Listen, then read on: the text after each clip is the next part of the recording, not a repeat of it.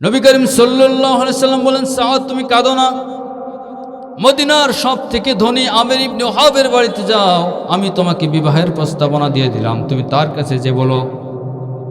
সাদ সালামী রাদিয়াল্লাহু তাআলা আনহু যখন আমির ইবনে ওহাবের বাড়িতে চলে গেলেন, তার কাছে যখন যে বললেন, আপনার মেয়ের সাথে আমাকে নবী করিম সাল্লাল্লাহু আলাইহি সাল্লাম বিবাহের প্রস্তাব দিয়েছেন, তার মাথা থেকে পা পর্যন্ত আমির ইবনে ওহাব খেয়াল করলো, এই ছেলের সাথে আমার মেয়ে দেব, কিন্তু চেহারাও ভালো না, মুখে বসন্তের দাগ, দেখতে আকৃতিতেও ছোট, আর অর্থকড়িত নাই।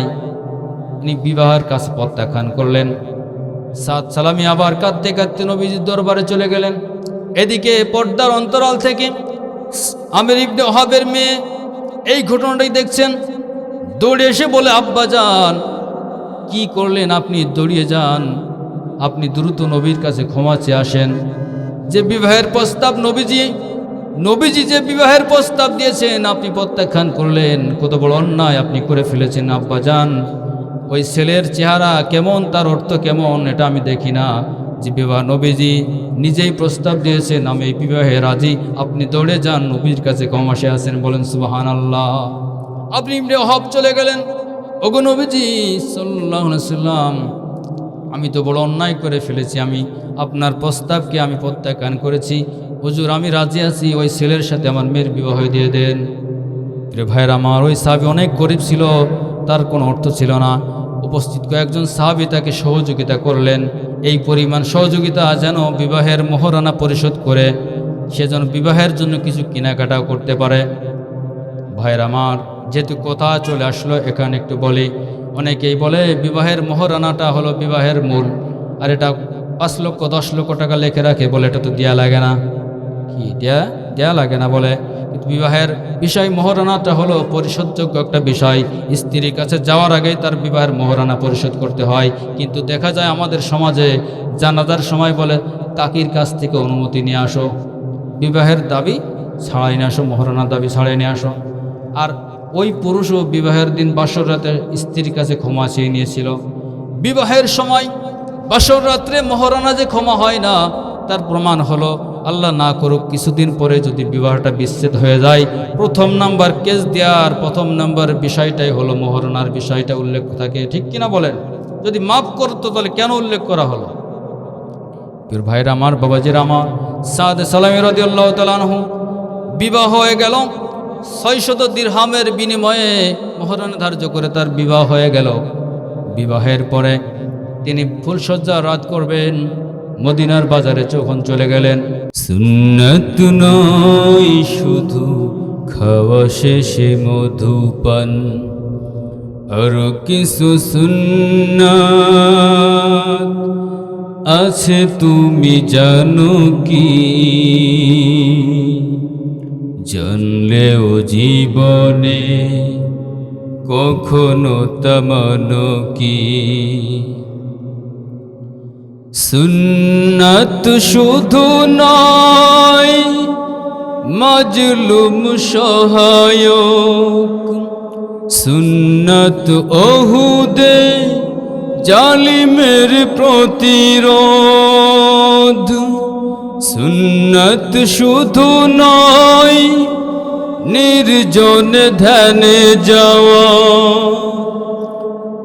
আর সুন্নাত হলো পাথরের আঘাত খাওয়া। মুহাব্বতে তার সুদিনের সাথী তুমি, দুর্দিনেও তার পাশে থাকো কি? আর কিছু সুন্নাত আছে তুমি জানো কি? জানলেও জীবনে কখনো তামানো কি?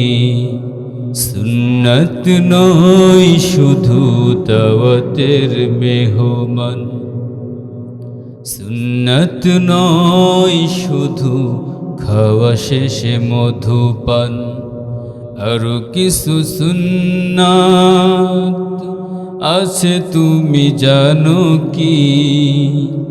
জানলেও জীবনে কখনো তেমনো কি সুন্নাত কোরআনের সমাজ বিনির্মাণে বৈরী সকল পথ মাড়িয়ে চলা সুন্নাত দাওয়াতের দিনের পাশাপাশি ইসলাম রক্ষাই হাতে তলোয়ার তোলা সুন্নাত শুধু নয় নমনীয় আলাপন সুন্নাত প্রয়োজনে হুঙ্কার গর্জন ঠিক কিনা বলেন সুন্নাত শুধু নয় মেষ চড়াতে যাওয়া আর সুন্নাত হলো রাষ্ট্রনায়ক হওয়া মুহাব্বতে তার খালিদ ওমর আলী আবু বকরের মতো পাশে থাকো কি আর কিছু সুন্নাত আছে তুমি জানো কি জানলেও জীবনে কখনো তেমনো কি সুন্নাত নয় শুধু দাওয়াতের মেহমান সুন্নাত নয় শুধু খাওয়া শেষে মধুপান আর কিছু সুন্নাত আছে তুমি জানো কি জানলেও জীবনে কখনো তেমনো কি জানলেও জীবনে কখনো তেমনো কি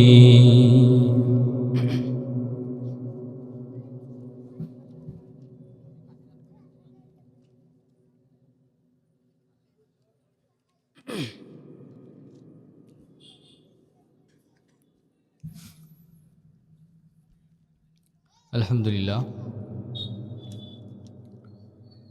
বয়ানের শুরুতে আমি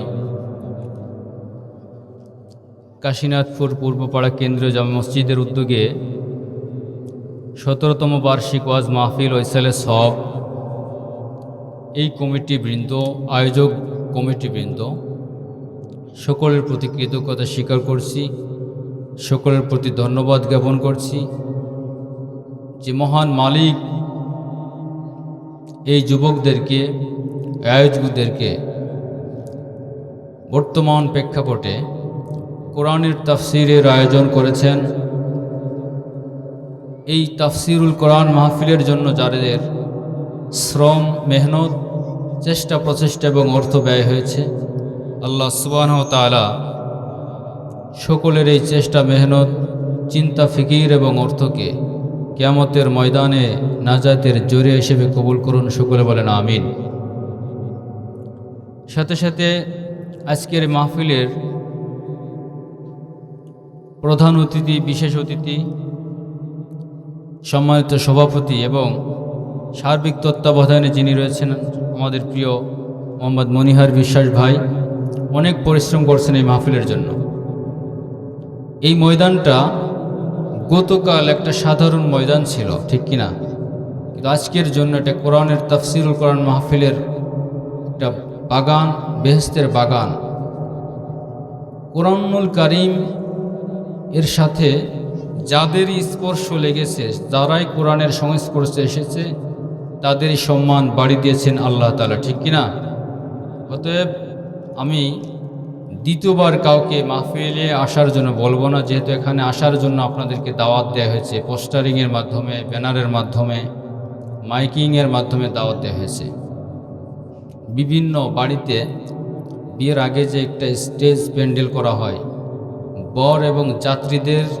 মেহমানদারি করার জন্য ঠিক কিনা বলেন একটা ছোটোখাটো মিনি কমিউনিটি সেন্টার সেখানে তৈরি হয়ে যায় আর ওখানে যারা প্রবেশ করে খাওয়া দাওয়া করে তারা সকলেই দাওয়াতি মেহমান সাধারণ বেদাওয়াতি কেউ সেখানে ঢোকে না কিন্তু এখানে এই ময়দানটা আজকের জন্য জান্নাতের বাগান আর এখানে যারা আজকে প্রবেশ করবে তারাও আমরা আশা করি তারাও জান্নাতি মেহমান। বলেন সুবহানাল্লাহ।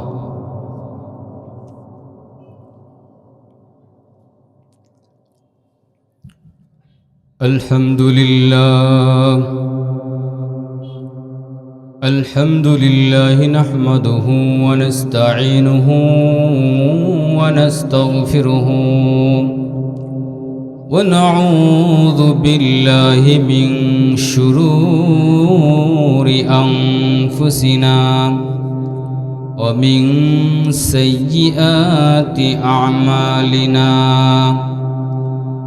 ونشهد أن لا إله إلا الله وحده لا شريك له ونشهد أن محمدًا عبده ورسوله وقال تعالى في كلامه المجيد وفي الفرقانه الحميد ما سلقكم في سقر قالوا لم نك من المصلين ولم نك نطعم المسكين وكنا نخوض مع الخائضين وكنا نكذب بيوم الدين وقال تعالى رب اشرح لي صدري ويسر لي أمري واحلل عقدة من لساني يفقه قولي وقال رسول الله صلى الله عليه وسلم أول ما يحاسب به العبد يوم القيامة الصلاة وقال تعالى في شان حبيبه إن الله وملائكته يصلون على النبي يا أيها الذين آمنوا صلوا عليه وسلموا تسليما محبت شده اللهم صل على سيدنا مولانا محمد وعلى آل سيدنا شافعنا محمد اللهم صل على سيدنا مولانا محمد وعلى آل سيدنا شافعنا محمد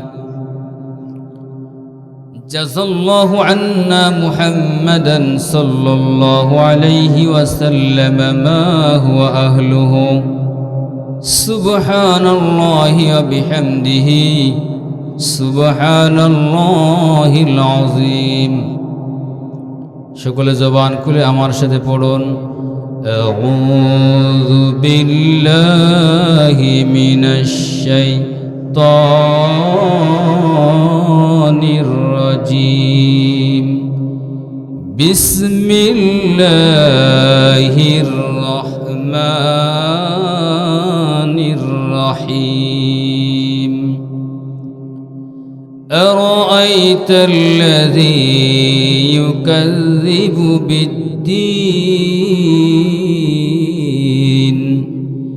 فذلك الذي يدع اليتيم ولا يحض على طعام المسكين فويل للمصلين الذين هم عن صلاتهم ساهون الذين هم يراءون ويمنعون আল্লাহু আকবার। সূরা মাউন পাঠ করা হয়েছে। কি পাঠ করা হলো? সূরা মাউন। সূরা মাউন আমার বাবাজিরা মুখস্থ না এমন লোকের সংখ্যা খুবই কম, ঠিক কিনা? নামাজে আমরা সূরা মাউন পাঠ করি, সংক্ষিপ্ত ছোট্ট একটি সূরা। সূরা মাউনের সম্পর্কে, এই সূরা যেহেতু আমরা পাঠ করি নামাজে নিত্য দিনে, এই সূরার ভিতরে আল্লাহ সুবহানাহু ওয়া তাআলা কি বলছেন, এই সূরার আলোকে আমি আপনাদের সামনে কিছু সময় কথা বলবো। আমার পরবর্তী যিনারা আছেন আজকের মাহফিলের মধ্যমণি, অনেক বড় মাপের দুজন আলেম আসবেন, তাদের আসা পর্যন্ত আমি আপনাদের সামনে কথা বলবো। কোরআন এবং হাদিসের দৃষ্টিতে আল্লাহ সুবহানাহু ওয়া তাআলা কথা বলা এবং আমলের নিয়তে শোনার মতো তৌফিক নসিব করুন, সকলে বলি আমিন। সেই মহান মালিকের দরবারে আমরা সর্বপ্রথম শুকরগুজার হই যে মালিক আমাদেরকে ফিতনা ফ্যাসাদের জামানায় অসংখ্য অগণিত মানুষের ভিড় থেকে ছাঁটাই বাছাই করে আল্লাহর এই কোরআনের মাহফিলে বসার মতো তৌফিক এবং সুযোগ নসিব করেছেন। সকলেই জোরে সোরে বলি আলহামদুলিল্লাহ।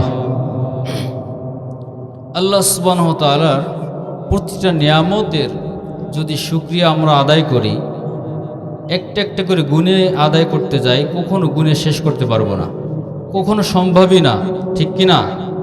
আল্লাহ সুবহানাহু ওয়া তাআলা বলেন ওয়া ইন তাউদ্দু নি'মাতাল্লাহি লা তুহসুহা, বান্দা যদি আমার নিয়ামতকে গুনে গুনে শুকরিয়া আদায় করতে চাও, লা তুহসুহা, আমার নিয়ামতের গণনা করে শেষ করতে পারবা না। বলেন সুবহানাল্লাহ। আল্লাহ সুবহানাহু ওয়া তাআলা বলেন লা ইন শাকারতুম লাযিদান্নাকুম, বান্দা যদি তুমি আমার নিয়ামতের শুকরিয়া আদায় করো, কৃতজ্ঞতা প্রকাশ করো, লাযিদান্নাকুম, আমি তোমাদের ওই নিয়ামতকে বহু গুণে বৃদ্ধি করে দিব। বলেন সুবহানাল্লাহ। প্রিয় ভাইরা আমার, এই মাহফিল আজকে যে আয়োজন হয়েছে কোরআনের মাহফিল, কত বড় ভাগ্যবান ওই সমস্ত পিতামাতা যাদের সন্তানেরা আজকের এই তাফসিরুল কোরআন মাহফিলের আয়োজন করেছে। কোরআন এমন একটি গ্রন্থ যে কোরআনুল কারিমের থেকে আমি সূরা মাউন তিলাওয়াত করেছি। ওই কোরআনকে আপনারা চেনেন। ওই কোরআনুল কারিম এমন একটি কিতাব, আসমানি গ্রন্থ। জমিনের বুকে যত কিতাব রয়েছে কোরআনুল কারিমের উপরে কোনো কিতাব নাই, ঠিক কিনা বলেন? কোরআনের সাথে যারা সম্পর্ক রেখেছে, কোরআনের সাথে সংস্পর্শ লেগেছে যার, ওই জিনিসটা যত মূল্যহীন হোক না কেন তার দাম বাড়িয়ে দিয়েছেন যিনি, তিনি কে? আল্লাহ। ছোট্ট একটি কাঠের টুকরা যার দাম মাত্র 20 টাকা 50 টাকা, কিন্তু যখন ওই কাঠের টুকরা দিয়ে একটা রেহেল কাঠ তৈরি হয়ে যায় কোরআন রাখার জন্য, সাথে সাথে ওই কাঠের টুকরাটির দাম এত পরিমাণ বেড়ে যায়, লক্ষ টাকার ফার্নিচারে পায়ের ছোঁয়া লাগলে কখনো কেউ চুমা খায় না, ঠিক কিনা বলেন? কাশীনাথপুরবাসী কেউ কি কোনোদিন চুমা খেয়েছেন নাকি? না। কত দামি দরজা লাগিয়েছেন আপনার বিল্ডিংয়ে, কখনো দরজায় চুমা দেন না, খাটে চুমা দেন না, আলমারিতে চুমা দেন না, কিন্তু 20-50 টাকা দামের এই রেহেলটি যখন হাতের থেকে মাটিতে পড়ে যায়, সাথে সাথে মাটির থেকে তুলে বুকে নিয়ে চুমা খায় মুসলমান, ঠিক কিনা বলেন? প্রিয় ভাইয়ের আমার, কত দামি দামি পোশাক আপনার আলমারিতে রয়েছে, শোকেসে রয়েছে, কত দামি পোশাক আপনি ব্যবহার করেন। কোনোদিন কোনো পোশাকে কেউ চুমা খাইছে নাকি? না। কখনো পোশাকে চুমা খায় না, ওই দামি কাপড়ে চুমা দেয় না, কিন্তু পুরাতন একটা কাপড়ের টুকরা দিয়ে যখন কোরআনের গিলাফ তৈরি করা হয়, ওই গিলাফটা যখন কোরআনের সাথে সংস্পর্শ লাগার কারণে তার দাম এত পরিমাণ বেড়ে যায়, মাটিতে পড়ার সাথে সাথে মুসলমান ওই গিলাফটাকে মুখে নিয়ে চুমা খায়, ঠিক কিনা বলেন? প্রিয় ভাইয়েরা আমার, আমি আল্লাহ তাআলার কাছে দোয়া করি, আল্লাহ আজকের তাফসিরুল কোরআন মাহফিলের জন্য যারা মেহনত করলো, চিন্তা ফিকির করলো, নিজের অর্থ দিয়ে তো সুন্দর আয়োজন করলো, আল্লাহ কোরআনের সাথে সংস্পর্শের কারণে সাধারণ সাধারণ জিনিসের দাম যেমন বৃদ্ধি করে দেন, এই সমস্ত মানুষগুলোকে এই কাশীনাথপুরবাসী যুবক এবং আমার যে সকল বাবাজিরা আয়োজন করেছেন, আয়োজক কমিটির সকলকে আল্লাহ তুমি দামি বানিয়ে দাও, সকলে বলেন আমিন। এবং এই মাহফিলকে কেন্দ্র করে আল্লাহ তুমি এই কাশীনাথপুরবাসী যারা কবরস্থানে চলে গেছে, যারা কবরে মাটির নিচে যারা শায়িত আছেন, দুনিয়া থেকে যারা চির বিদায় নিয়ে চলে গেছেন, আল্লাহ তাফসিরুল কোরআন মাহফিলের ওসিলায় ওই সমস্ত মায়েরদেরকে চিরদিনের জন্য মাফ করে জান্নাতুল ফেরদাউসের মেহমান হিসেবে কবুল করুন, সকল বলেন আমিন। মাহফিলের শুরুতে আমি আমাদের হায়াতের যে সিস্টেম চলতেছে, আমাদের হায়াতে আমরা যে এখনও আমাদের কাছে অনেক যুবক বলে, হুজুর একটু সময় হলে তারপরে শুরু করব। দোয়া করেন, যতটুকু আসছি একটু সুযোগ পেলে তারপরে কিছুদিন পরের থেকে শুরু করব। তাদের উদ্দেশ্য করে একটি কথা বলে আমি আমার আলোচনার দিকে যাব ইনশাআল্লাহ। প্রিয় ভাইয়ের আমার, ইমাম গাজালি রহমতুল্লাহ আলাইহি কিতাবের ভিতর লেখেন, একজন বাদশাহ তার একজন কর্মচারীকে হাতে একটি ঝুড়ি ধরিয়ে দিয়ে বলেছে, এই কর্মচারী তুমি যাও, আমার বিশাল একটা বাগান তোমাকে দেয়া হয়েছে, এই বাগানের ভিতরে স্তর বিশিষ্ট বাগানের ভিতর প্রবেশ করে তুমি বাগান থেকে উৎকৃষ্ট মানের ভালো ভালো ফল এনে আমাকে দিবা, আমার সামনে এনে হাজির করবা। কর্মচারী চিন্তা করলো, এটা তো মামুলি ব্যাপার, এখানে তো কোনো চিন্তা ফিকির করা লাগবে না। প্রিয় ভাইয়ের আমার, খুব খেয়াল দিয়ে শুনবেন। কর্মচারীকে একটি শর্ত দেয়া হলো, বাগানের যে পাশ দিয়ে তুমি ঢুকবে ওই পাশ দিয়ে ওই দিকে আর পিছন দিকে ফেরত আসা যাবে না, শুধুমাত্র কেবলমাত্র সামনের দিকেই যাওয়া লাগবে। প্রিয় ভাইয়ের আমার, কর্মচারী যখন বাগানের ভিতর প্রবেশ করলো, দেখলো সুন্দর সুন্দর ফল বাগান ভরপুর, কিন্তু তিনি চিন্তা করলেন আর একটু ভিতরের দিকে যে দেখি এর থেকেও হয়তো বা ভালো ফল পাওয়া যাবে। কর্মচারী এই রকমের এক পা দুই পা করে যত ওই বাগানের দিকে ঢোকে, বাগানের ভিতর প্রবেশ করে, আরো সুন্দর ফলের আশায় এক পা দুই পা করতে করতে বাগানের এমন একটা প্রান্তে পৌঁছে গেল। ওই প্রান্তে ওই স্তরে গাছ আছে, ডালপালা পাতা পাখি সব কিছু আছে, কিন্তু ওইখানে কোনো ফল নাই। কর্মচারী খালি ঝুড়ি নিয়ে বাদশার সামনে যখন মাথা নিচু করে দাঁড়ালো, বাদশা বলে, কই তোমার ফল দেখাও। বলে, আমি ভালো ফলের আশায়, উৎকৃষ্ট মানের ফলের আশায় আমি বাগানের স্তর প্রবেশ করতে করতে এমন স্তরে প্রবেশ করেছি যেখানে কোনো ফল নাই। ইমাম গাজালি রহমতুল্লাহ আলাইহি বলেন, ও মুসলমানের সন্তানেরা, আদম সন্তানেরা, আল্লাহ সুবহানাহু ওয়া তাআলা তোমাকে দুনিয়া আসার সাথে সাথে তোমাকে হায়াত নামে বিশাল একটা বাগান দান করেছেন। কারোর বাগানের পরিধি 5 বছর, কারো 10 বছর, 20 বছর, 50, 60, 70, 80 বছরের বাগান। এই বাগানটা তোমাকে দান করেছেন আল্লাহ সুবহানাহু ওয়া তাআলা, আর তোমাকে হাতে ধরে দিয়েছেন আমলনামা নামে একটা ঝুড়ি। এই বিশাল হায়াতের বাগানে প্রবেশ করে করে যখনই তুমি নেকের সুযোগ পেয়ে যাবে, নেক আমলটা করে ফেলো, সাথে সাথে তোমার ওই আমল নামার ঝুড়িতে একটা একটা করে নেকি জমা হতে থাকবে। আমল নামা নামের ঝুড়িতে নেকি নামক ফল দিয়ে যদি তুমি ভর্তি করতে না পারো মুসলমানের সন্তান, হঠাৎ করে তোমাকে ওই কাশীনাথপুর স্ট্যান্ডে অথবা ইটখোলার বাজারে গাড়ির নিচে তোমার চলে যেতে হবে। 20 বছর 30 বছর বয়সে যুবকরা আজকে রোড অ্যাক্সিডেন্টে দুনিয়া থেকে চির বিদায় নিচ্ছে, ঠিক কিনা বলেন? অথচ ওই যুবকের তো ইচ্ছা ছিল 50 বছর বা জীবনের শেষ মুহূর্তে যে একদম হজ করে দাঁড়িয়ে রেখে দিবে, নামাজ পড়বে, মসজিদ থেকে বের হবেন, এমন খেয়াল তার ছিল, ঠিক কিনা বলেন? কিন্তু তার বাগানের পরিধি ছিল ইটখোলার বাজার পর্যন্ত, দুনিয়ায় তার আর থাকার কোনো সুযোগ নাই। প্রিয় ভাইয়ের আমার, ইমাম গাজালি রহমতুল্লাহ আলাইহি বলেন, মুসলমান ইমানদার ও মুসলমানের সন্তানেরা, তোমার যখনই ইবাদতের সুযোগ হবে, নেক আমলের সুযোগ হয়ে যাবে, সাথে সাথে সেটা করে ফেলো। তোমার এমন সময় আসবে যে তোমার নেক আমল করার ইচ্ছা জাগ্রত হবে, কিন্তু ওই আমল করার সুযোগ তোমার আর থাকবে না, ঠিক কিনা? অনেক বাবাজির এখন বাড়িতে আছেন, ইচ্ছা করে হুজুরের সামনে বসে একটু আলোচনা শুনবো, কিন্তু এত অসুস্থতার তীব্রতা, বিছানায় শুয়ে আছে, কিন্তু মাহফিলের স্থান পর্যন্ত আসার সুযোগ তার নাই, ঠিক কিনা বলেন? কিন্তু যে সকল বাবাজিরা সুযোগ আছে কিন্তু বসছে না, চিন্তা করতেছে মাগরিবের পরে তো আমাদের হুজুর বয়ান করেছে, এখন তো বিশেষ অতিথি ওয়াজ করবে, কিছুক্ষণ পর আরেকজন আসবে, প্রধান বক্তার সময় বসবো, কিন্তু এইভাবে করতে করতে মুনাজাত হয়ে যাবে, তবারক বিতরণ হয়ে যাবে, কিন্তু মাহফিলের ময়দানে বসার সুযোগ আর হবে না, ঠিক কিনা বলেন? এখনো সুযোগ আছে আমাদের। প্রিয় ভাইয়ের আমার, আমি কুরআনুল কারীমের ছোট্ট একটা সূরা পাঠ করেছি, এর আলোকে কিছু আলোচনা করে আমি শেষ করব ইনশাআল্লাহ। কুরআনুল কারীমের ধারাবাহিকভাবে 114টি সূরা আছে, জানেন সকলে? আমি যে সূরাটি পাঠ করেছি এই সূরাটার সিরিয়াল হলো 107। কয় নম্বর সূরা? 107 নাম্বার সূরা। সূরার নাম হলো সূরা মাউন। মাউন এই সূরার একটি শেষের শব্দ হলো মাউন, এর থেকে এই সূরার নামকরণ করা হয়েছে মাউন বলে। মাউন অর্থ হলো ঘরের পারিবারিক ব্যবহার্য খুঁটিনাটি ছোটোখাটো মামুলি জিনিসপত্রকে মাউন বলা হয়। আমরা যেটাতে ধান কাটি তার নাম কি? কাঁচি।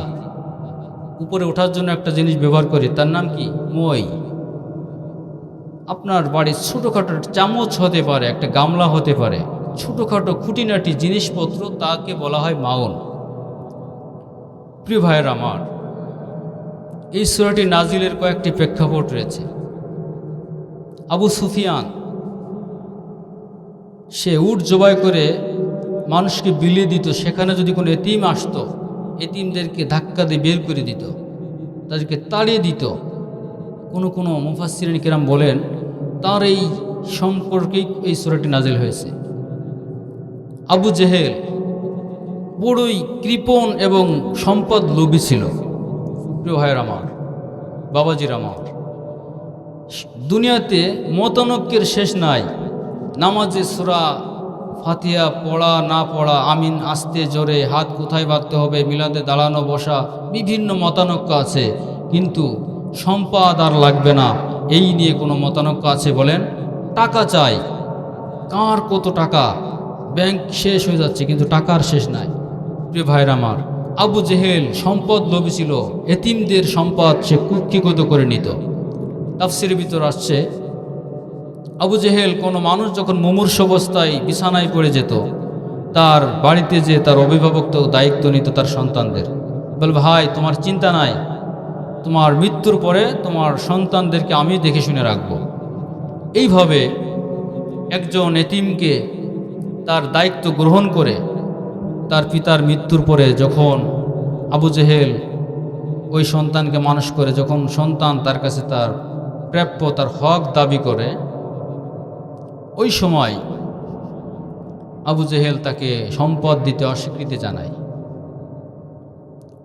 এবং এতিম ছেলেটা অনেক ব্যথিত হয়ে নবী করিম সাল্লাল্লাহু আলাইহি সাল্লামের দরবারে যে নালিশ করলো, ইয়া রাসূলুল্লাহ, আমার আব্বুর সম্পত্তি কিন্তু আমাকে আবু জেহেল দিচ্ছে না। নবীজি সাল্লাল্লাহু আলাইহি সাল্লাম এতিমকে সাথে নিয়ে আবু জেহেলের বাড়িতে প্রবেশ করে, আবু জেহেল তোমার কাছে কি এই সন্তানের সম্পদের গচ্ছিত আছে? বলে যে হ্যাঁ। তার সম্পদ তাকে ফিরে দাও। আবু জেহেল কখনো দিতে চাইল না, অস্বীকৃতি করল, কোনোভাবে সে রাজি না। নবী করিম সাল্লাল্লাহু আলাইহি সাল্লাম আখিরাতের ভয়, জাহান্নামের ভয় এগুলো তাকে বলল, কিন্তু কোনো কাজ হলো না। নবী করিম সাল্লাল্লাহু আলাইহি সাল্লাম ব্যথিত মনে যখন ফিরে আসছিলেন, আল্লাহ সুবহানাহু ওয়া তাআলা এই সূরাটি নাযিল করলেন। এই সূরা প্রথম আয়াতে আল্লাহ সুবহানাহু ওয়া তাআলা নবীজিকে উদ্দেশ্য করেই বলতেছেন। প্রথম 3টি আয়াত এটা কাফেরদের শানে, কাফেরদের খাসলাত সম্পর্কে আলোচনা করেছেন আল্লাহ তাআলা, আর শেষের অবশিষ্ট 4টি আয়াত মুনাফিকদের বৈশিষ্ট্য বা মুনাফিকদের বিষয়ে আলোচনা করেছেন। প্রথম নম্বর আয়াতে আল্লাহ সুবহানাহু ওয়া তাআলা বলতেছেন, আরাআইতাল্লাযী ইউকাযযিবু বিদ্দীন, আরাআইতাল্লাযী ইউকাযযিবু বিদ্দীন, ওগো নবী, ওমর হাবিব, আপনি কি ওই ব্যক্তিকে দেখেননি যে দিনকে মিথ্যা মনে করে, দিনকে অস্বীকার করে? এখানে দিন মানে হলো আজকের মঙ্গলবার বুধবার নয়, এখানে দিন মানে হলো প্রতিফল দিবসের দিন। সূরা ফাতিহার ভিতরে যেমন মালিকি ইয়াউমিদ্দিন, বিচার দিবসের মালিক।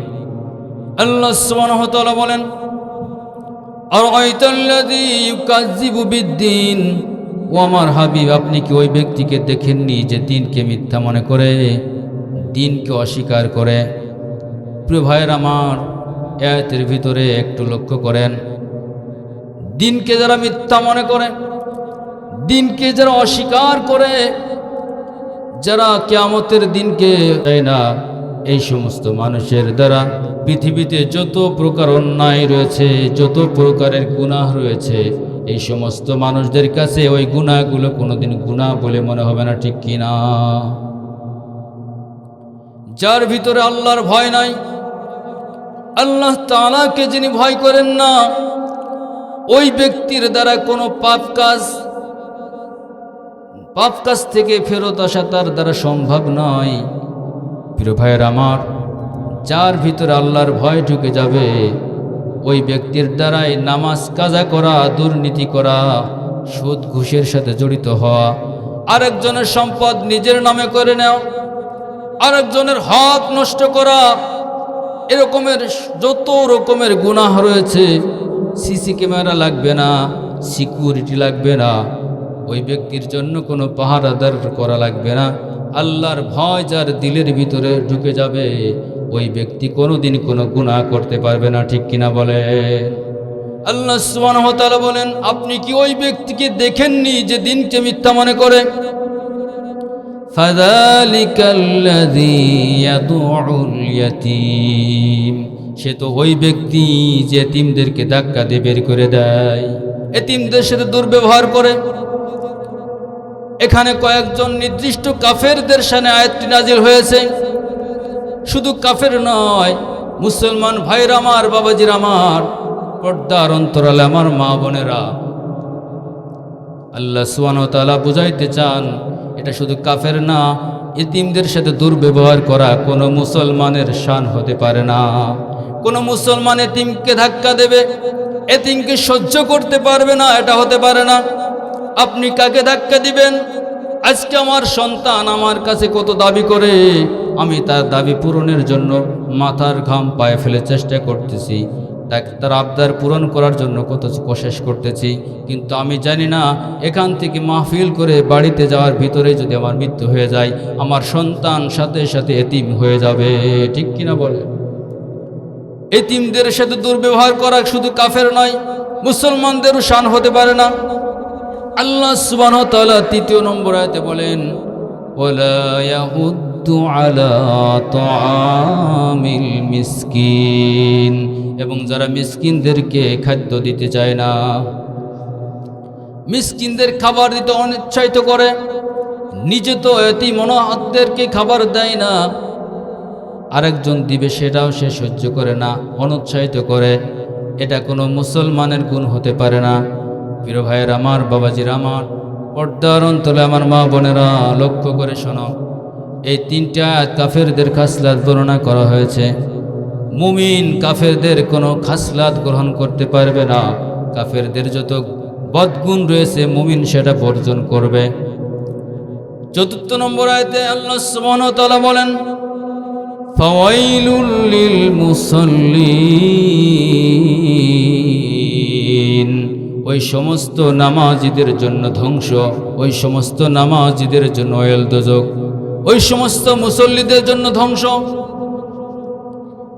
প্রিয় ভাইয়ের আমার, মুসল্লিদের জন্য ধ্বংস, মুসল্লি মানে যে নামাজ পড়ে, তাহলে কেমন মুসল্লি যার জন্য ধ্বংস? আল্লাহ সুবহানাহু ওয়া তাআলা বলেন, আল্লাযীনা হুম আন সালাতিহিম সাহুন, ওই সমস্ত নামাজি যারা তাদের নামাজ সম্পর্কে বেখবর থাকে, উদাসীন থাকে। মুফাসসিরিনে কিরাম তাফসীরের ভিতর বলেন, এই ফাওয়াইল আন সালাতিহিম সাহুন মানে হলো যে ব্যক্তি মোটেও নামাজ পড়ে না, মোটেও নামাজ পড়ে না। দ্বিতীয়ত হলো নামাজ পড়ে কিন্তু নামাজ শিখে পড়ে না, মনে চায় যেমন তেমনই পড়ে, নামাজ অশুদ্ধ পড়ে, অথবা নামাজ পড়ে কিন্তু তার দিলটা নামাজের ভিতরে নাই, অথবা নামাজের টাইম হয়ে গেছে কিন্তু নামাজ সম্পর্কে উদাসীন হয়ে গেছে।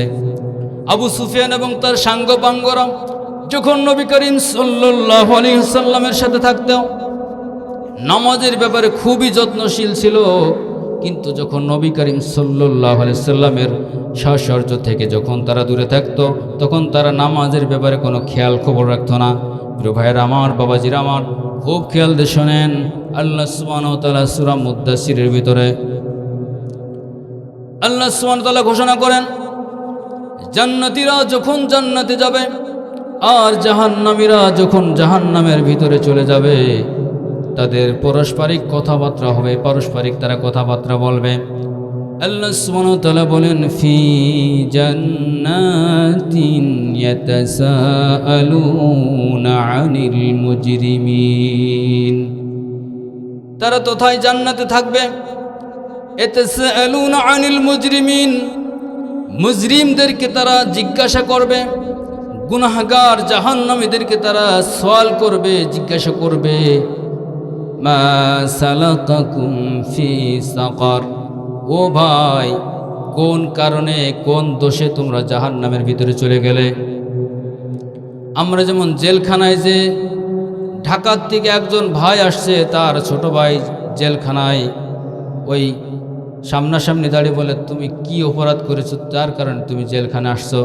তখন ওই ছোট ভাই বলে, ভাই আমি তো আসলে ওই গেঞ্জামের দিন বাড়িতে ছিলাম না, আমাকে শত্রুতা বশত আমাকে কেস দিয়েছে, এরকম বলে কি বলে না।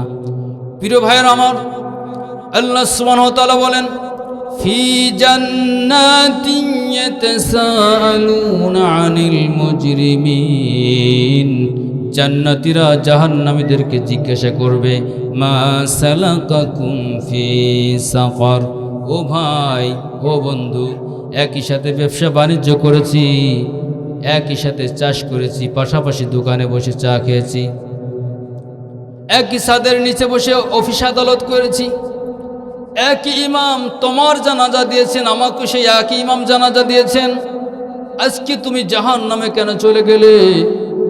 ওই জাহান্নামেরা কি বলবে? আল্লাহ সুবহানাহু ওয়া তাআলা বলেন, ক্বালু লাম নাকু মিনাল মুসাল্লিন, জাহান্নামীরা বলবে, ভাই আমরা মুসল্লি ছিলাম না। কি বলবে? জাহান্নামীরা বলবে, আমরা মুসল্লি ছিলাম না। ভাই একই সাথে যদিও ব্যবসা বাণিজ্য করেছি, আমরা পাশাপাশি জমিতে চাষ করেছি, কিন্তু তোমরা তো নামাজের সময় হলে নামাজে চলে যেতে, কিন্তু আমাদের প্রথম নম্বর অপরাধ হলো আমরা নামাজে ছিলাম না।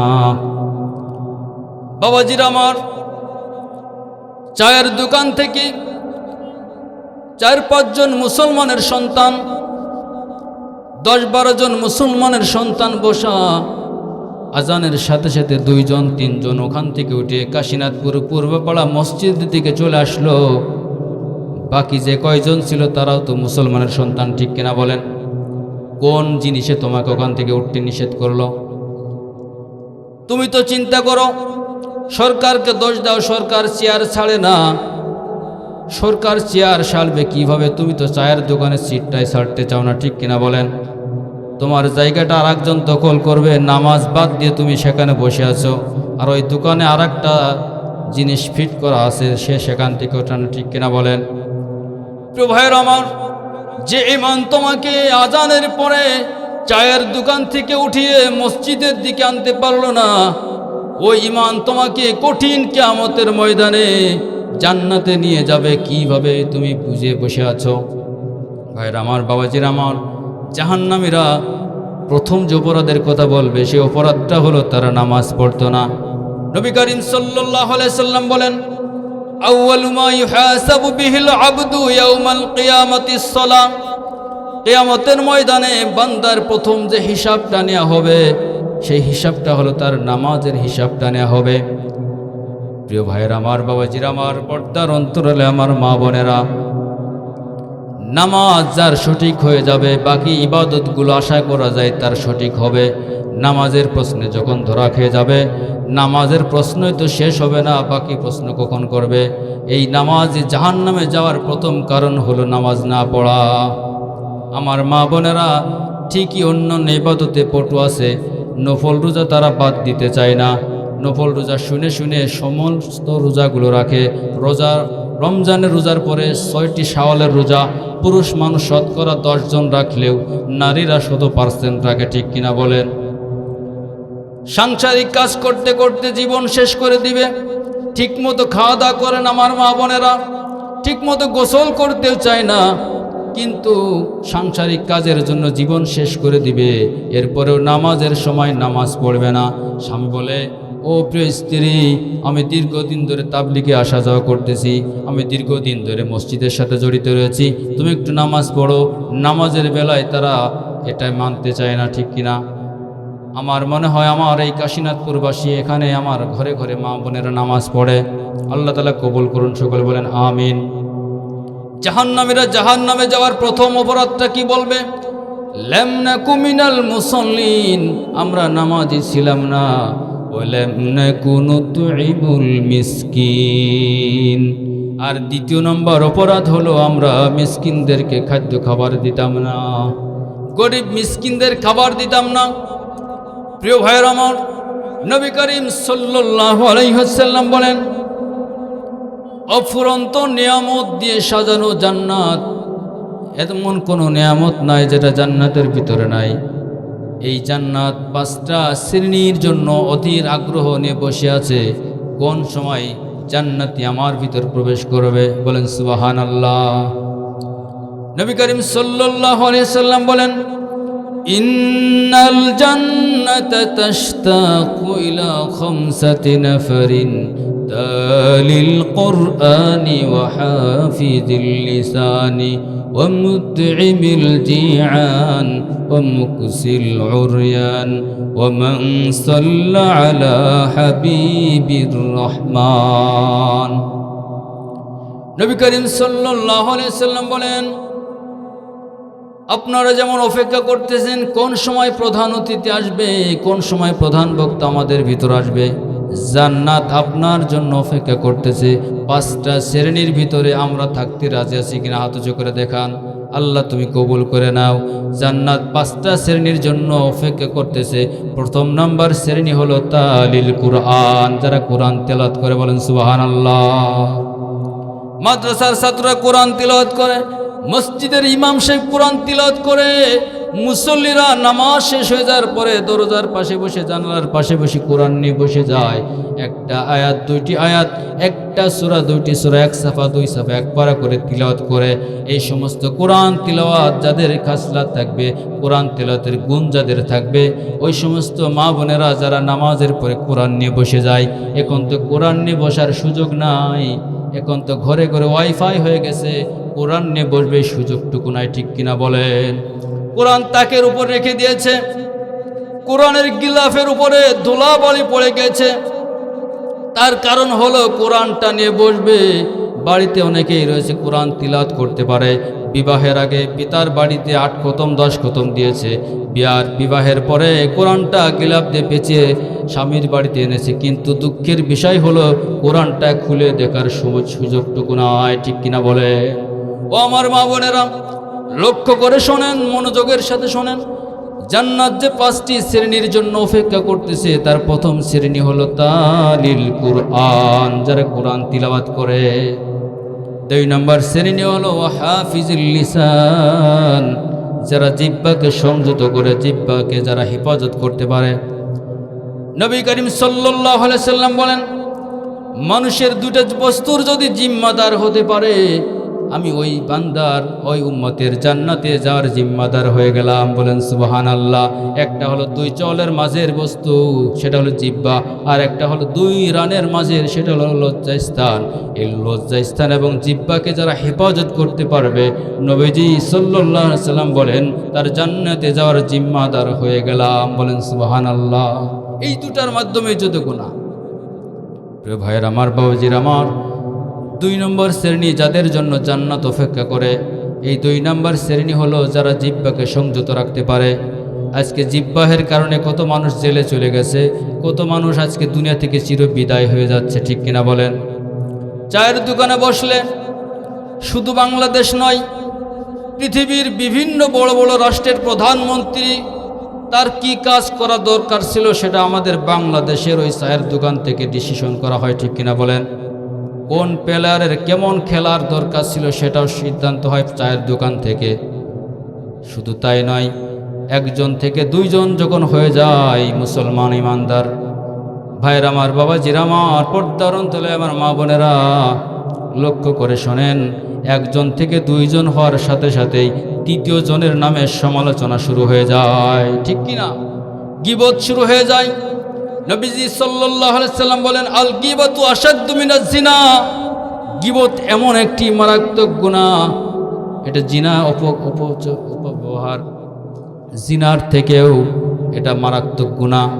অপর মুসলমানের দোষ নিয়ে আলোচনা করা, এই জিহ্বার দ্বারাই যারা জিহ্বা দ্বারা সংগঠিত যত রকমের গুনাহ রয়েছে, মিথ্যা কথা বলা, চগলখড়ি করা, গীবত করা, ফায়সা কথা বলা, একজন মানুষকে তার নামের অশ্লীলভাবে তার নাম উচ্চারণ করা, এক কথায় জিহ্বা দিয়ে যত রকমের গুনাহ সংগঠিত হয়, সকল প্রকার গুনাহ থেকে যারা জিহ্বাকে হেফাজত করতে পারবে, নবীজি সাল্লাল্লাহু আলাইহি সাল্লাম বলেন, এই শ্রেণীর মানুষের জন্য আল্লাহর তৈরি জান্নাত অপেক্ষা করতেছে। বলেন সুবহানাল্লাহ।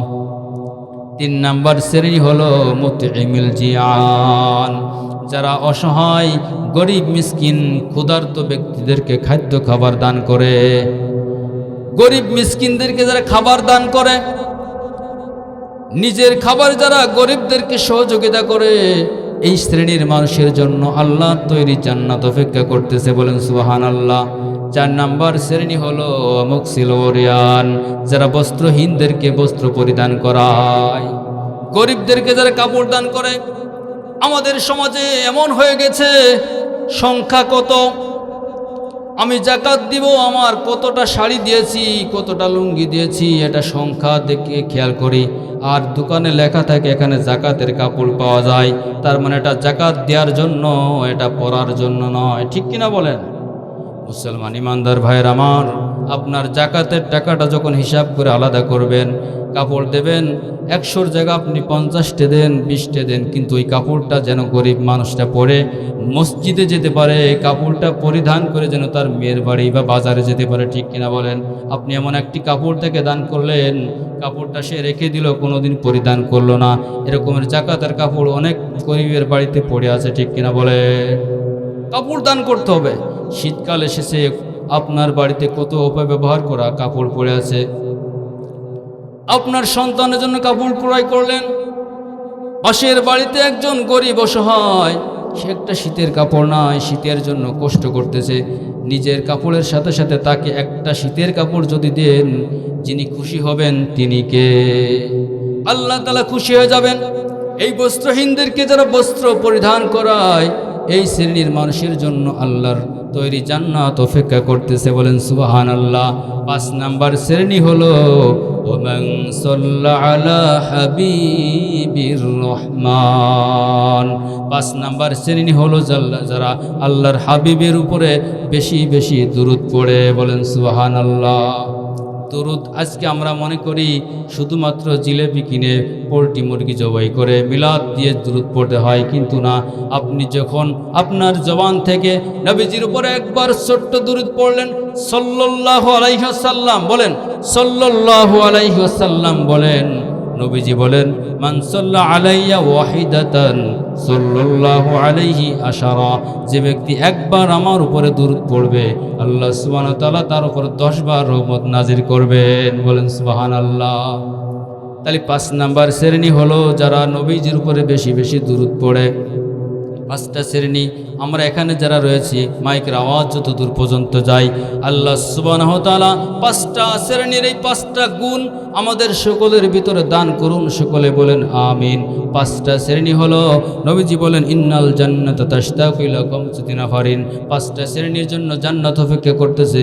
তালিল কুরআন, যারা কোরআন তিলাওয়াত করে, ওয়া হাফিজুল লিসান, যারা জিহ্বাকে সংযত রাখে, জিহ্বাকে হেফাজত করে, ওয়া মুতঈমিল জিআন, যারা গরিব মিসকিনদেরকে খাদ্য খাবার দান করে, ও মুকসিল উরিয়ান, যারা বস্ত্রহীনদেরকে বস্ত্র পরিধান করায়। 5 নাম্বার হলো ওমান সাল্লা আলা হাবিবির রহমান, যারা আল্লাহর হাবিবের উপরে বেশি বেশি দুরূদ পড়ে। বলেন সুবহানাল্লাহ। তাহলে জাহান্নামীরা জাহান্নামে যাওয়ার 2 নাম্বার কারণ বলবে ও লাম নাকু মিনাল মুসাল্লিন ওয়া লাম নাকু নুতঈমুল মিসকিন। 2 নম্বর কারণ বলবে আমরা খাবার দিতাম না গরিবদেরকে। আর এখানে গরিবদেরকে যারা খাবার দেয় তাদের জন্য জান্নাত অপেক্ষা করতেছে, আর খাবার না দেওয়াটাও জাহান্নামে যাওয়ার কারণ। জাহান্নামীরা 3 নম্বর কারণ বলবে ওয়া কুন্না নাখুদু মাআল খাইদিন, আমরা সমালোচনাকারীদের সাথে, বিদ্রূপকারীদের সাথে বসে ঠাট্টা মশকারিতে লিপ্ত থাকতাম। ওয়া কুন্না নুকাজ্জিবু বিয়াউমিদ্দিন, আর 4 নাম্বার অপরাধ হলো আমরা এই প্রতিফল দিবসকে মিথ্যা মনে করতাম। সূরা মাউনের প্রথমে আল্লাহ বলেন আরাআইতাল্লাযী ইউকাজ্জিবু বিদ্দিন, আর এখানে জাহান্নামীরাও বলল আমরা দিনকে মিথ্যা মনে করতাম। তাহলে এক কথায় বুঝতে পারলাম, যারা দিনকে মিথ্যা মনে করে, দিনকে যারা বিশ্বাস করে না, আল্লাহর ভয় যাদের ভিতরে নাই, ওই সমস্ত মানুষের দ্বারা যত রকমের গুনাহ আছে তাদের দ্বারা এটা করা মামুলি ব্যাপার হয়ে যায়। ঠিক কিনা বলেন? আল্লাহ সুবহানাহু ওয়া তাআলা বলেন ফাওয়াইলুল লিল মুসাল্লিন, ওই সমস্ত মুসল্লিদের জন্য ধ্বংস। আল্লাযীনা হুম আন সালাতিহিম সাহুন, যারা নামাজের ব্যাপারে উদাসীন থাকে, নামাজ মোটেই পড়ে না, বা নামাজ পড়লেও তারা নামাজ শিখে শিখে পড়ে না। নামাজের সাথে নাই পরিচয়, পড়ো না কুরআন, তুমি কেমন মুসলমান? ঠিক কিনা বলেন? কেমন মুসলমান তুমি, কেমন মুসলমান, কেমন মুসলমান তুমি, কেমন মুসলমান? নিজেকেও তো প্রশ্ন করতে পারে। তুমি রমজান এলে এখন আর রোজা, দিনকে করো আঘাত, পয়সা কড়ির নেই তো অভাব, দাও না তো যাকাত। তুমি ইমানদারির বড়াই করো, নেই তোমার ঈমান, তুমি ইমানদারির বড়াই করো, নেই তোমার ঈমান। তুমি এমন মুসলমান, কেমন মুসলমান তুমি, কেমন মুসলমান? নামাজের সাথে নাই পরিচয়, শেখো না কুরআন, তুমি কেমন মুসলমান? নামাজের সাথে নেই পরিচয়, পড়ো না কুরআন, তুমি কেমন মুসলমান? তুমি নবীর উম্মত দাবি করো, সুন্নাহ মানো না, দিন দুঃখী না খেয়ে মরে খবর রাখো না। তুমি নবীর উম্মত দাবি করো, সুন্নাহ মানো না, নবীর অপমানে তোমার হৃদয় কাঁদে না। তুমি বিজাতীয় সংস্কৃতিতে সপেছ পরাণ, তুমি কেমন মুসলমান? কেমন মুসলমান তুমি, কেমন মুসলমান? ঠিক কিনা বলেন? প্রিয় ভাইয়ের আমার, আল্লাহ সুবহানাহু ওয়া তাআলা বলেন ওই সমস্ত নামাজীদের জন্য ধ্বংস, যারা নামাজের ব্যাপার উদাসীন থাকে, নামাজে বেখবর থাকে, নামাজে অলসতা করে, টাইম হয়ে যায় কিন্তু মসজিদে যায় না। অলসতা করতে করতে এক পর্যায়ে তারা নামাজটা কাজা দিয়ে ফেলে। ঠিক কিনা? অন্য আয়াতে আল্লাহ সুবহানাহু ওয়া তাআলা বলেন আল্লাযীনা হুম ইউরাউন, এবং ওই সমস্ত মানুষেরা যারা লোক দেখানো ইবাদত করে। লোক দেখানো ইবাদত কাকে বলে?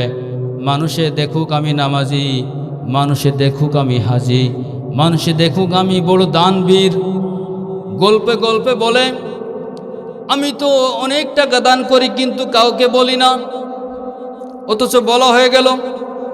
মেহমান আসছে বাড়িতে, বলে আমার 4th হজের যায় নামাজটা দাও। ঠিক কিনা বলেন? বলে আমার ঘুম আসতেছে। বলে কেন? বলে আমাকে একটা চা দাও, আমি একটু তাড়াতাড়ি ঘুমাতে হবে। বলে কেন? বলে আমি গত রাত্রেও 20 রাকাত 50 রাকাত তাহাজ্জুদ নামাজ পড়েছি, ঠিক কিনা বলেন? সেদিন আমাকে একজন ডেকে বলতেছেন, হুজুর শোনেন, আমি তো চিন্তায় পড়ে গিয়েছিলাম আমার খতমটা হবে কিনা, কিন্তু আজকে আমার খতমটা শেষ করে ফেলেছি।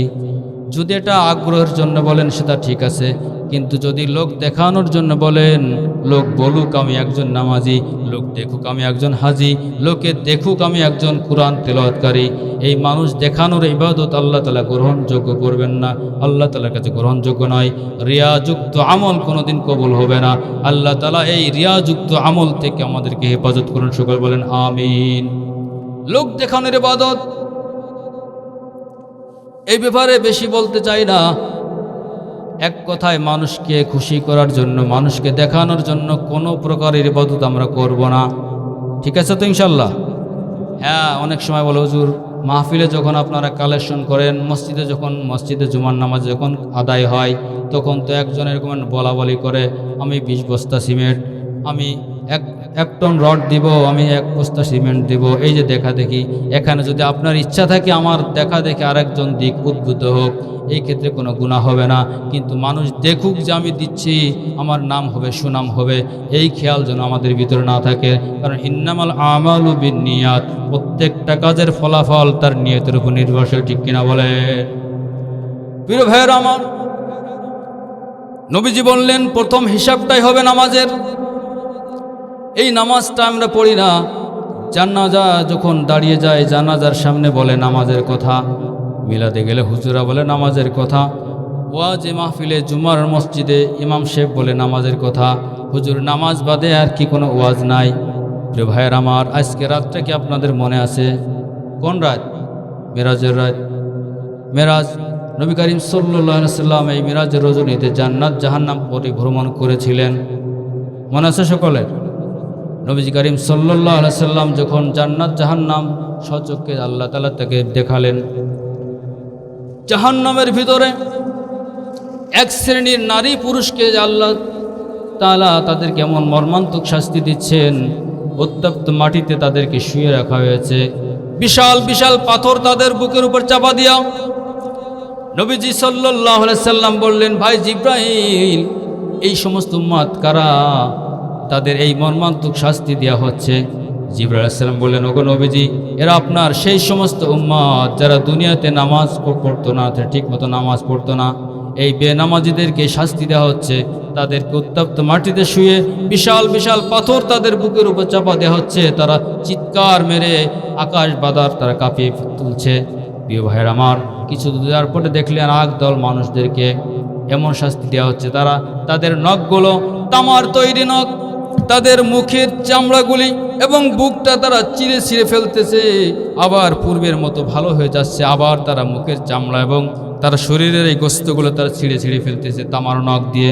নবীজি বললেন, ভাই জিব্রাইল, এই সমস্ত হতভাগার দল কারা? যারা তাদের নিজেদের নখ দিয়ে তাদের চেহারা এবং তাদের শরীরের চামড়াগুলো ছিঁড়ে ফেলতেছে। নবী করিম সাল্লাল্লাহু আলাইহি ওয়াসাল্লামকে হযরত জিবরাইল আলাইহিস সালাম বললেন, ওগো নবীজি, এরা আপনার ওই সমস্ত উম্মত যারা আরেকজনকে নিয়ে সমালোচনা করতো, আরেকজনকে যারা পরসমালোচনায় লিপ্ত থাকতো, এদের এই শাস্তি দেওয়া হচ্ছে। তারা কিয়ামত পর্যন্ত তারা নিজেদের এই শাস্তি দিতেই থাকবে। মিরাজের রজনীতে নবী করিম সাল্লাল্লাহু আলাইহি সাল্লাম যখন জাহান্নাম দেখতেছিলেন, এক শ্রেণীর মানুষের সামনে ভালো ভুনা গোস্ত রাখা হয়েছে, পাশাপাশি পাত্রে পচা এবং কাঁচা গোস্ত রাখা হয়েছে। ওই সমস্ত নারী পুরুষেরা ভালো ভুনা গোস্ত রেখে দিয়ে পচা এবং কাঁচা গোস্ত তারা ভক্ষণ করতেছে। এই অসহনীয় শাস্তি দেখে নবীজি আমার বললেন, ভাই জিব্রাইল, এদেরকে শাস্তি কেন দেওয়া হচ্ছে? আর তারা কেনই বা ভালো গোস্ত রেখে এই পচা বাসি খাবার এবং এই কাঁচা গোস্ত তারা ভক্ষণ করতেছে? জিবরাইল আলাইহিস সালাম বললেন, ওগো নবীজি, এরা আপনার ওই সমস্ত হতভাগা উম্মত যারা দুনিয়ায় তাদের সতী সাধবী স্ত্রী ছিল, তাদের ভালো স্ত্রী ছিল, এই থাকার পরেও তারা অন্য নারীর সাথে তারা জিনা বা বিচারে লিপ্ত হয়েছিল। এদেরকে কিয়ামত পর্যন্ত এই শাস্তি দেওয়া হচ্ছে। ভালো গোস্ত রেখে তারা পচা গোস্ত ভক্ষণ করতেছে। আর এই সমস্ত নারী, তাদের সুন্দর স্বামী ছিল, স্বামী তার সুখের জন্য প্রবাসী গিয়েছিল, স্বামী তার সুখের জন্য ওই চট্টগ্রাম, কক্সবাজার, সিলেট গিয়েছিল তার জীবিকা নির্বাহ করার জন্য। স্বামীকে ফাঁকি দিয়ে পর পুরুষের সাথে তারা জিনায় লিপ্ত ছিল। ওগো নবীজি, কিয়ামত পর্যন্ত এই সমস্ত মহিলারা ওই ভালো গোস্ত রেখে পচা গোস্ত এবং কাঁচা গোস্ত তারা ভক্ষণ করতে থাকবে। প্রিয় ভাইয়ের আমার, বাবাজিরা আমার, খোয়াল দিয়ে শোনেন, নবী করিম সাল্লাল্লাহু আলাইহি সাল্লাম জাহান্নামের ভিতরে আরেক শ্রেণীর লোক দেখলেন। কুমারী মেয়েরা, তাদেরকে আগুনের শাড়ি পরানো হয়েছে, আর মাথার চুল দিয়ে তাদের পা কষে বাঁধা হয়েছে, এবং তাদের গর্ভবতী, গর্ভ থেকে তাদের সন্তান, কিছুটা সন্তান বের হয়েছে, শিকল দিয়ে টানা হচ্ছে, কিন্তু ডেলিভারি হচ্ছে না। এত চিৎকার করতেছে, আকাশ বাতাল কাঁপে তুলতেছে। নবী করিম সাল্লাল্লাহু আলাইহি সাল্লাম বললেন, ভাই জিব্রাইল, এরা কারা? এদেরকে এই শাস্তি কেন দেওয়া হচ্ছে? জিব্রাইল আলাইহিস সালাতু ওয়াস সালাম বললেন, নবীজি, এরা আপনার ওই সমস্ত উম্মতের কুমারী মেয়ে যারা বিবাহের আগেই তারা জিনাহে লিপ্ত হয়েছিল, পর পুরুষের সাথে বিবাহ বহির্ভূত জিনায় লিপ্ত হয়েছিল। এই কারণে তাদের গর্ভে সন্তান হয়েছিল, আর ওই সন্তানগুলো তারা সম্মানের ভয়ে, চক্ষু লজ্জার ভয়ে তারা সন্তানগুলো তারা নির্বিচারে হত্যা করেছিল। বাবাজির আমার, আজকে দেখা যায় বিভিন্ন জায়গায় সন্তান, ছোট ছোট নবজাতকের লাশ পাওয়া যাচ্ছে, ঠিক কিনা বলেন? কে শাস্তি দেওয়া হবে কিয়ামত পর্যন্ত? তাদের ভিতরে এই রকমের যন্ত্রণাদায়ক শাস্তি তাদের হতেই থাকবে। এই জন্য আমার বাবাজিরা, আমার মা বোনেরা, খুব খেয়াল দিয়ে শুনবেন। এই সমস্ত গুনাহ থেকে আমাদের পরিবার এবং আমাদের সন্তানদেরকে আল্লাহ তাআলা হেফাজত করুন। সকলে বলেন আমিন। আজকে মুসলমান, তুমি নামাজটাই ঠিক মতো পড়ো না, অথচ নবী করিম সাল্লাল্লাহু আলাইহি সাল্লামের একজন সাহাবী হযরতে সাদ সালামী রাদিয়াল্লাহু তাআলা আনহু, অনেক বড় বুজুর্গী সাহাবী ছিলেন। তিনি শুধুমাত্র কেবলমাত্র একটা সুন্নাতের কারণে, সুন্নাত না মানতে পারার কারণে নবীজির দরবারে বসে কাঁদেন। নবী করিম সাল্লাল্লাহু আলাইহি সাল্লাম বলেন, ও সাদ, একটু কাছে আসো, তুমি কেন কাঁদো? সাদ সালামী রাদিয়াল্লাহু তাআলা আনহু বলেন, ওগো নবীজি, আপনার সমস্ত সুন্নাতগুলো আমি আমল করলাম, কিন্তু একটি মাত্র সুন্নাত, বিবাহ করা যে আপনারই সুন্নাত, এই সুন্নাত থেকে আমি এখনো আমল করতে পারিনি। আমার চেহারা খারাপ বলে, আমার অর্থ নাই, আমার দেখতে, আমি আকৃতিতেও বেশি ভালো না, এই কারণে আমার সাথে কেউ মেয়ে দিতে চায় না। নবী করিম সাল্লাল্লাহু আলাইহি সাল্লাম বলেন, সাদ, তুমি কাঁদো না, মদিনার সব থেকে ধনী আমির ইবনে ওহাবের বাড়িতে যাও, আমি তোমাকে বিবাহের প্রস্তাবনা দিয়ে দিলাম, তুমি তার কাছে যে বলো। সাদ সালামী রাদিয়াল্লাহু তাআলা আনহু যখন আমির ইবনে ওহাবের বাড়িতে চলে গেলেন, তার কাছে যখন যে বললেন, আপনার মেয়ের সাথে আমাকে নবী করিম সাল্লাল্লাহু আলাইহি সাল্লাম বিবাহের প্রস্তাব দিয়েছেন, তার মাথা থেকে পা পর্যন্ত আমির ইবনে ওহাব খেয়াল করলো, এই ছেলের সাথে আমার মেয়ে দেব, কিন্তু চেহারাও ভালো না, মুখে বসন্তের দাগ, দেখতে আকৃতিতেও ছোট, আর অর্থকড়িত নাই। তিনি বিবাহের কাছে প্রত্যাখ্যান করলেন। সাদ সালামী আবার কাঁদতে কাঁদতে নবীজির দরবারে চলে গেলেন। এদিকে পর্দার অন্তরাল থেকে আমির ইবনে ওহাবের মেয়ে এই ঘটনাটাই দেখছেন, দৌড়ে এসে বলে, আব্বা যান, কি করলেন আপনি? দৌড়িয়ে যান, আপনি দ্রুত নবীর কাছে ক্ষমা চেয়ে আসেন। যে বিবাহের প্রস্তাব নবীজি যে বিবাহের প্রস্তাব দিয়েছেন, আপনি প্রত্যাখ্যান করলেন, কত বড় অন্যায় আপনি করে ফেলেছেন। আব্বা যান, ওই ছেলের চেহারা কেমন, তার অর্থ কেমন, এটা আমি দেখি না। যে বিবাহ নবীজি নিজেই প্রস্তাব দিয়েছেন, আমি এই বিবাহে রাজি, আপনি দৌড়ে যান, নবীর কাছে ক্ষমা চেয়ে আসেন। বলেন সুবহানাল্লাহ। আপনি ইবনে ওহাব চলে গেলেন, ওগো নবীজি সাল্লাল্লাহু আলাইহি সাল্লাম, আমি তো বড় অন্যায় করে ফেলেছি, আমি আপনার প্রস্তাবকে আমি প্রত্যাখ্যান করেছি, হুজুর আমি রাজি আছি, ওই ছেলের সাথে আমার মেয়ের বিবাহ দিয়ে দেন। প্রিয় ভাইয়ের আমার, ওই সাহাবী অনেক গরিব ছিল, তার কোনো অর্থ ছিল না। উপস্থিত কয়েকজন সাহাবী তাকে সহযোগিতা করলেন, এই পরিমাণ সহযোগিতা যেন বিবাহের মোহরানা পরিশোধ করে সে যেন বিবাহের জন্য কিছু কেনাকাটাও করতে পারে। ভাইয়ের আমার, যেহেতু কথা চলে আসলো, এখানে একটু বলি। অনেকেই বলে বিবাহের মোহরানাটা হলো বিবাহের মূল, আর এটা 5 লক্ষ 10 লক্ষ টাকা লেখে রাখে, বলে এটা তো দেয়া লাগে না। কি দেয়া লাগে না বলে, কিন্তু বিবাহের বিষয় মহারানাটা হলো পরিশোধযোগ্য একটা বিষয়।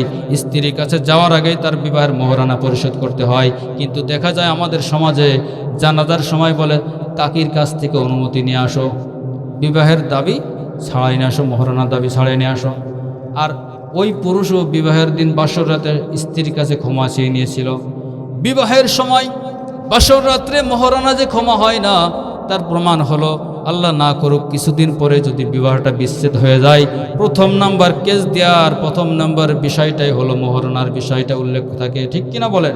যদি মাফ করতো তাহলে কেন উল্লেখ করা হলো? প্রিয় ভাইরা আমার, বাবাজির আমার, সাদ সালামী রাদিয়াল্লাহু তাআলা আনহু বিবাহ হয়ে গেল। 600 দিরহামের বিনিময়ে মহারানা ধার্য করে তার বিবাহ হয়ে গেল। বিবাহের পরে তিনি ফুলসজ্জা রাত করবেন। মদিনার বাজারে যখন চলে গেলেন, বিবাহের জন্য কেনাকাটা করতেছেন, হঠাৎ করে তার কানে যখন জিহাদের আওয়াজ চলে আসলো, জিহাদের ডঙ্কা বেজে গেছে। সাদ সালামী রাদিয়াল্লাহু তাআলা আনহু চিন্তা করল, আমার নবীজি জিহাদের ময়দানে কাফেরদের আঘাতে নবীর শরীর থেকে রক্ত মোবারক বের হবে, আমার নবীজি জিহাদের ময়দানে মার খাবে, আর আমি সাদ স্ত্রী নিয়ে ফুলসজ্জায় থাকবে, এটা হতে পারে না। নবীজির প্রতি কত মহব্বত ছিল, এত কষ্ট করে তার বিবাহ করতে হলো। নবীজি তাকে জিহাদের জন্য ডাক দেননি।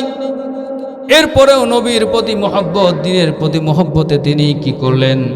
প্রিয় ভাইয়ের আমার, ওই বিবাহের কেনাকাটা পরিত্যাগ করে ওই টাকা দিয়ে তিনি জিহাদের জন্য ঢাল তলোয়ার কিনে নিয়ে সাথে সাথে জিহাদের ময়দানে তিনি ঝাঁপিয়ে পড়লেন। বলেন সুবহানাল্লাহ।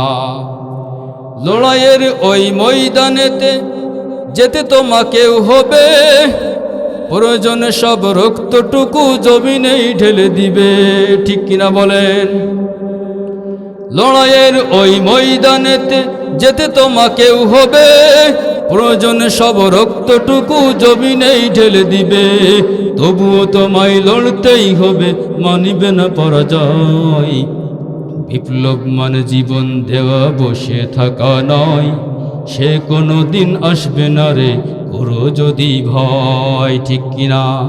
আসবে বিজয় রক্ত আর জীবনের বিনিময়, আসবে বিজয় রক্ত আর জীবনের বিনিময়। বিপ্লব মানে জীবন দেওয়া, বসে থাকা নয়, সে কোনো দিন আসবে না রে, করো যদি ভয়।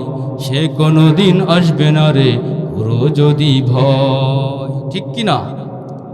আল্লাহর দ্বীনের জন্য, কোরআনের জন্য, নবীর ইজ্জত রক্ষার জন্য, ইসলাম রক্ষার জন্য যদি কখনো জীবনও দিতে হয়, জীবন দেওয়ার জন্য রাজি থাকতে হবে মুসলমান। ফুলসজ্জা রজনীতেও বিবাহের কেনাকাটা বন্ধ করে সাদ সালামী রাদিয়াল্লাহু তাআলা আনহুর মতো জীবন দিতে সব সময় প্রস্তুত থাকতে হবে। ঠিক কিনা বলেন? সাদ সালামী রাদিয়াল্লাহু তাআলা আনহু জিহাদের ময়দানে কাফেরদের সাথে লড়াই করতে করতে অনেক কাফেরদেরকে জাহান্নামে পাঠিয়ে নিজেও এক পর্যায়ে শহীদ হয়ে গেলেন। জিহাদ যখন সমাপ্ত হয়ে গেল, নবী করিম সাল্লাল্লাহু আলাইহি সাল্লাম যখন সাহাবীদের লাশ দেখতেছেন, দূর থেকে দেখা যায় একটা লাশ পড়ে আছে। নবীজি আমার লাশের পাশে গেলেন, লাশের দিকে তাকিয়ে নবীজি চোখের অশ্রু ঠেকাইতে পারলেন না, নবীজি কাঁদতে লাগলেন। আকাশের দিকে মুখটা উঁচু করে একটু হাসলেন, সাথে সাথে মুখটা ফিরে নিলেন। যুবক সাহাবী আবু লুবাবা রাদিয়াল্লাহু তাআলা আনহু বলেন, ইয়া রাসূলুল্লাহ, আপনি সাদ সালামের লাশ দেখে কেন কাঁদলেন?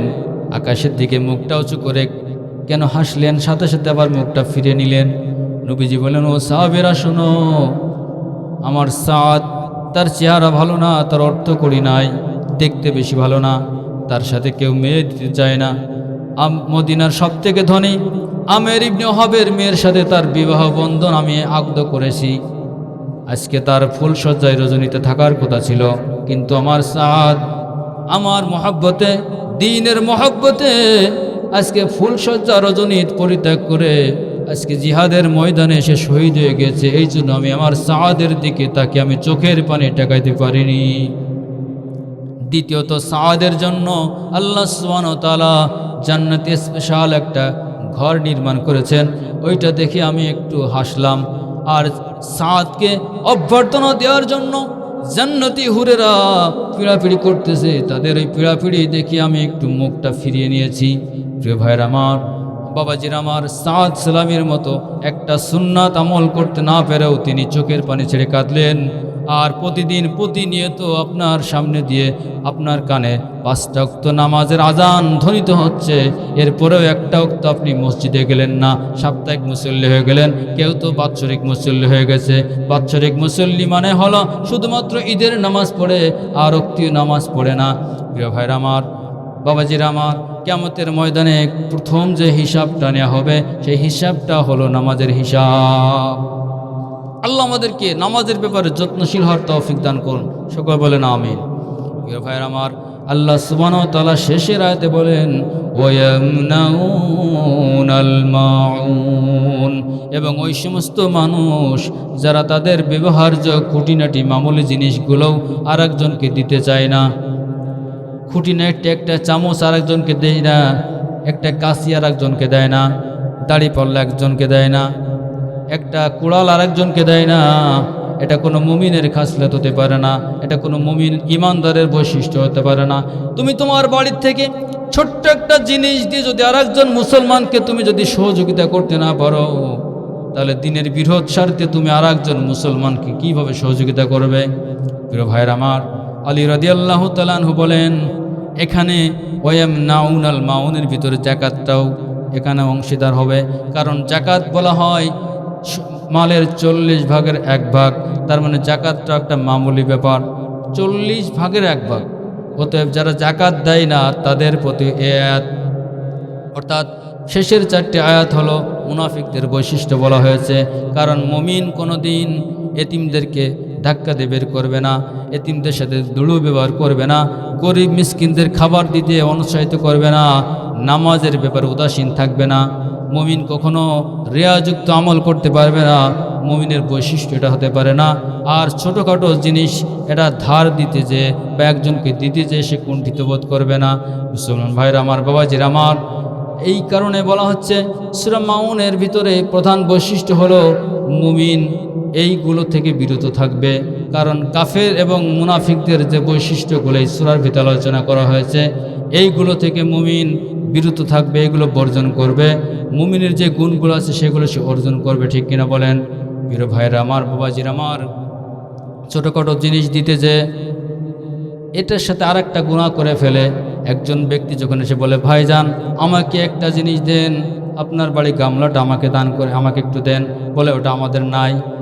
এখানে একটা তো সে মিথ্যা বলল, একটা গুনাহ করলো, দ্বিতীয়ত ছোট্ট একটা বস্তু আরেকজনকে সহযোগিতা করবে এতটুকু সে করলো না। এগুলি কি করা যাবে? করা যাবে না।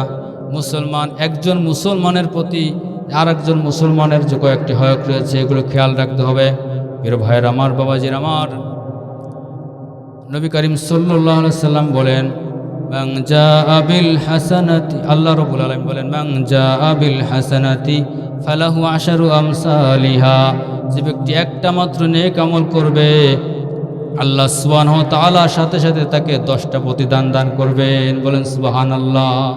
একটা নেকি আপনি করবেন, ওই একটা নেকির বদলতে 10টা প্রতিদান যিনি দেবেন তিনি কে? আল্লাহ রাব্বুল আলামিন আপনাকে কুদরতিভাবে বানিয়েছেন। আল্লাহ তাআলা চান না আপনি জাহান্নামে চলে যান।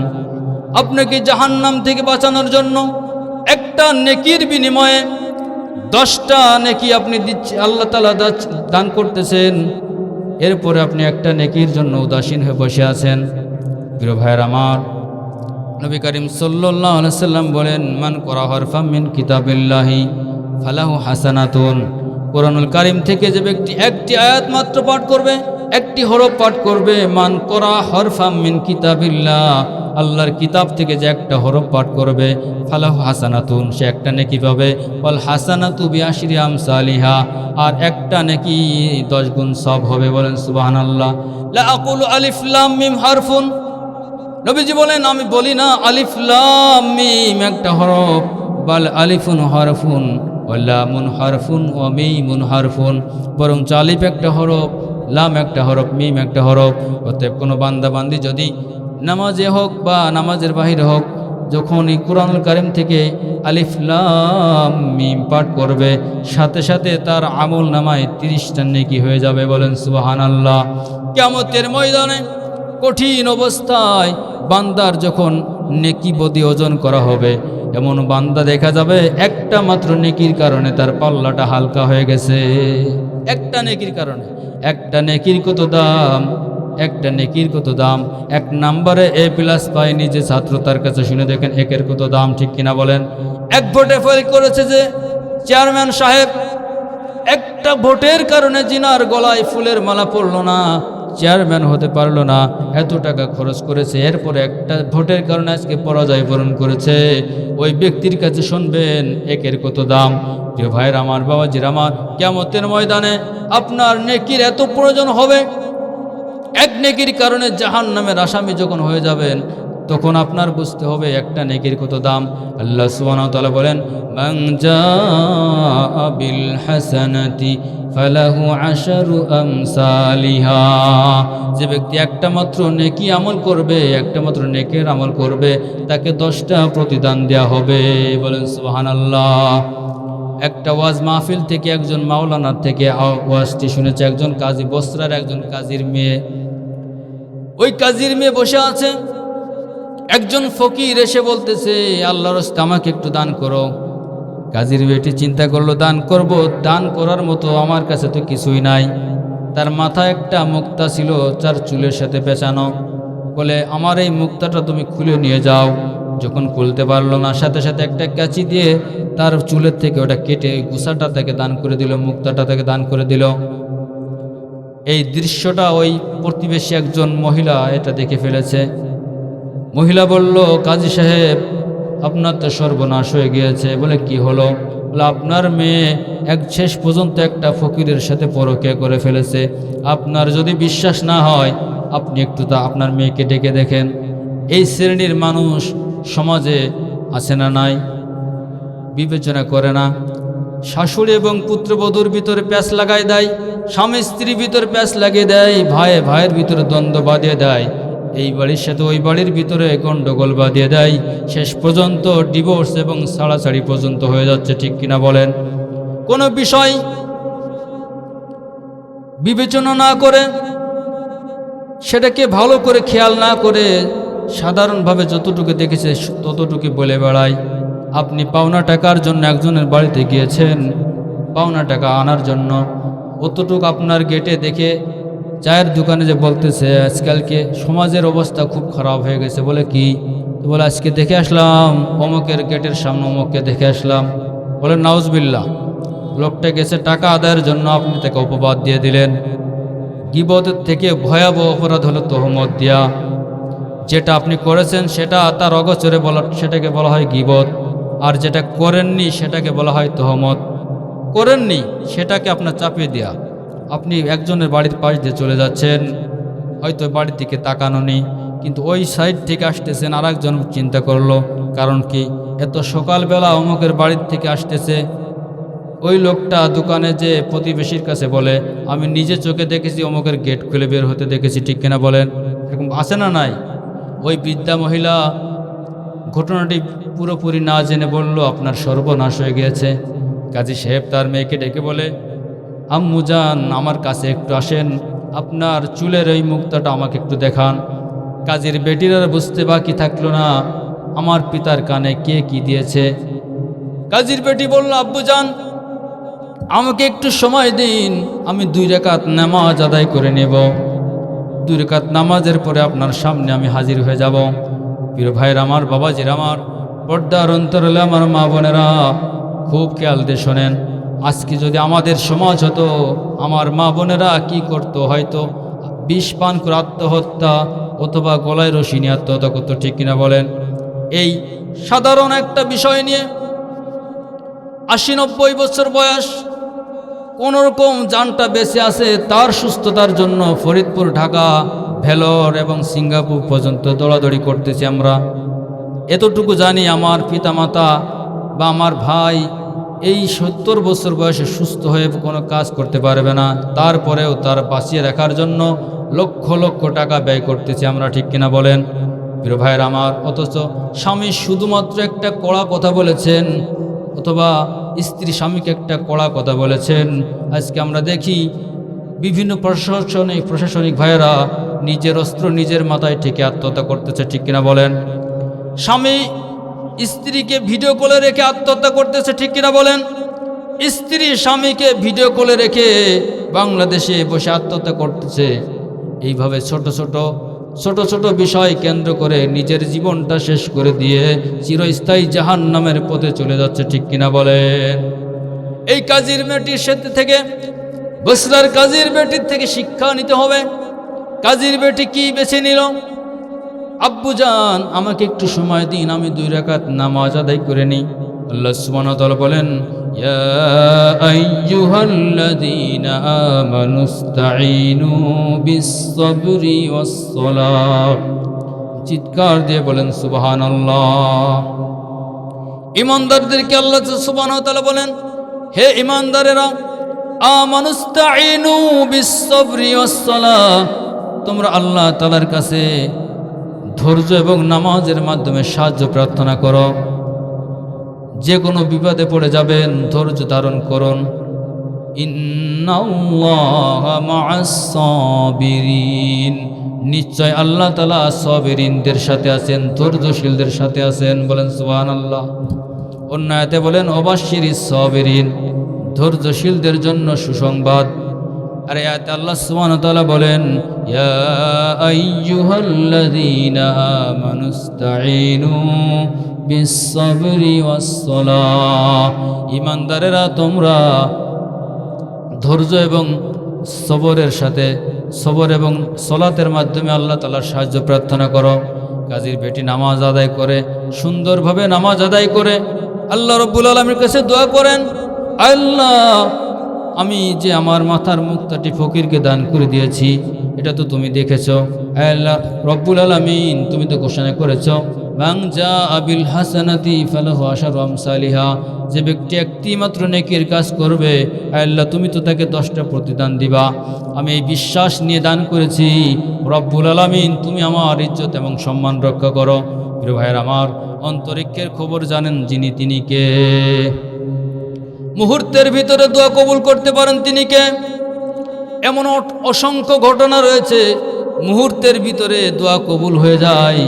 আমরা তো মনে করি আমার পিতার মৃত্যু হয়েছে, 4 দিন পরে ইমাম সাহেবকে ডেকে আমি একটা মিলাদ দিব, 40 দিন পরে একটা মিলাদ দিব। কিন্তু না, আপনি যে অবস্থা আছেন, আপনি নিজেও যদি নামাজের পরে রব্বিরহামহুমা কামা রব্বায়ানি সগীরা, আপনি যদি আল্লাহর কাছে দোয়া করেন, আপনি যে হালাতে আছেন শুধুমাত্র আল্লাহর কাছে দোয়া করবেন, ওই মুহূর্তে ওই অবস্থায় দোয়া কবুল করবেন যিনি, তিনি কে?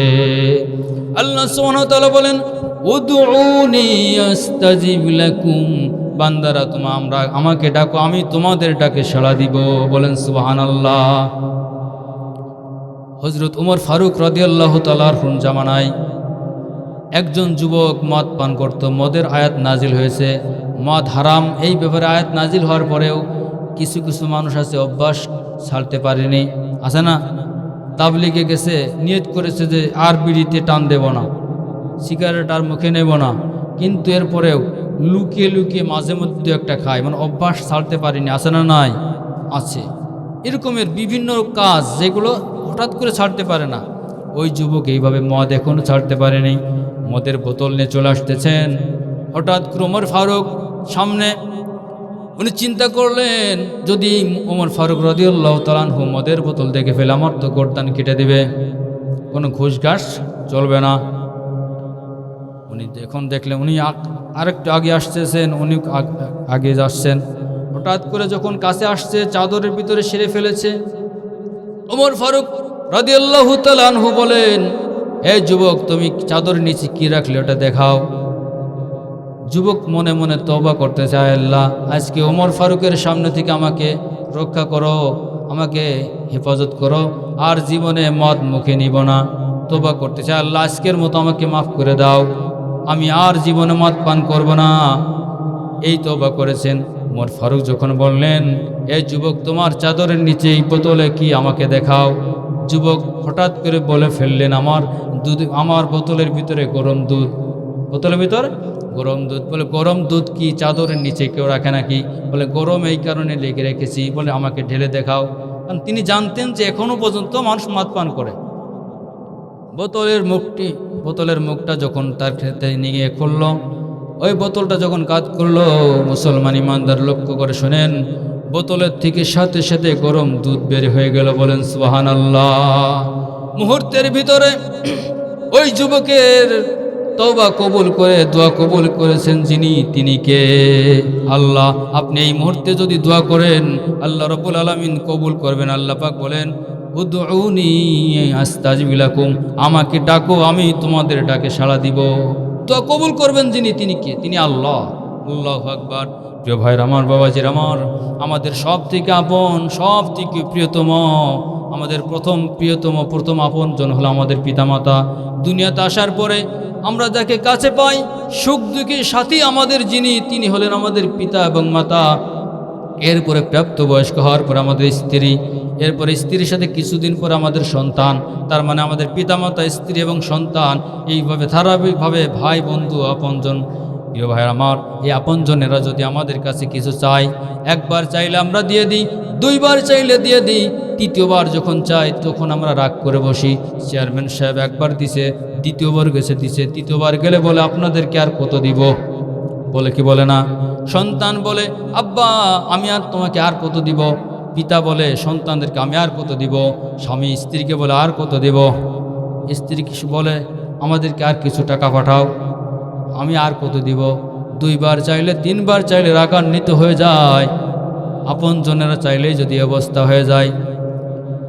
প্রিয় ভাইরা আমার, প্রিয়তম স্ত্রী কয়েকবার চাইলে রাগ করে বসি, অথচ আল্লাহ সুবহানাহু ওয়া তাআলা এমনই মালিক আমাদের, যার কাছে না চাইলে তিনি রাগ করেন। বলেন সুবহানাল্লাহ।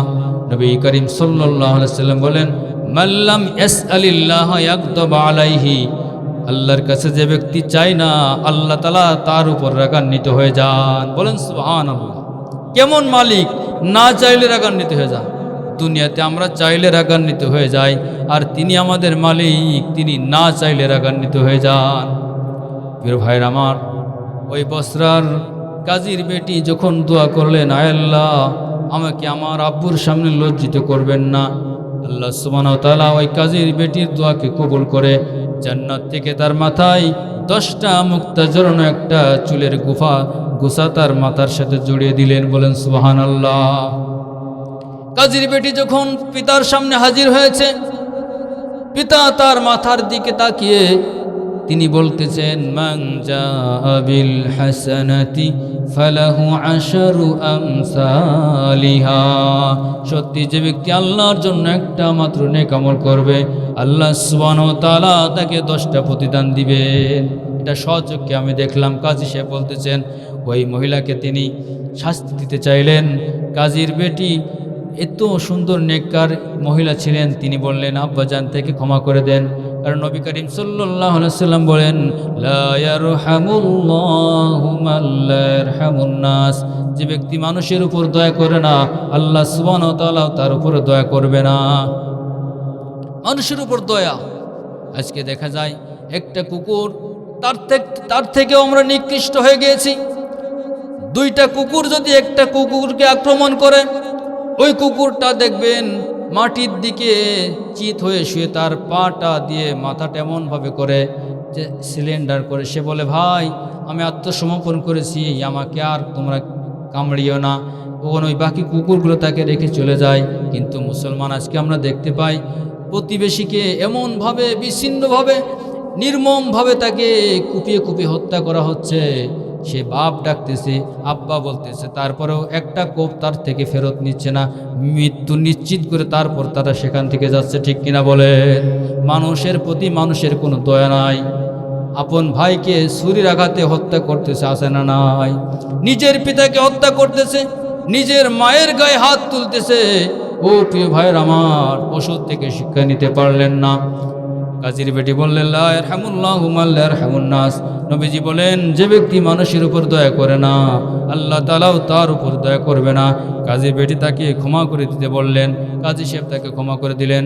প্রিয় ভাইরা আমার, এরপরে কাজী সাহেব একজন লোককে বললেন তুমি যাও শহরে ঘোষণা করে দাও যে ব্যক্তি আল্লাহর জন্য একটা নেক আমল করবে ওই ব্যক্তিকে আল্লাহ সুবহানাহু ওয়া তাআলা 10টা প্রতিদান দিবেন। বলেন সুবহানাল্লাহ।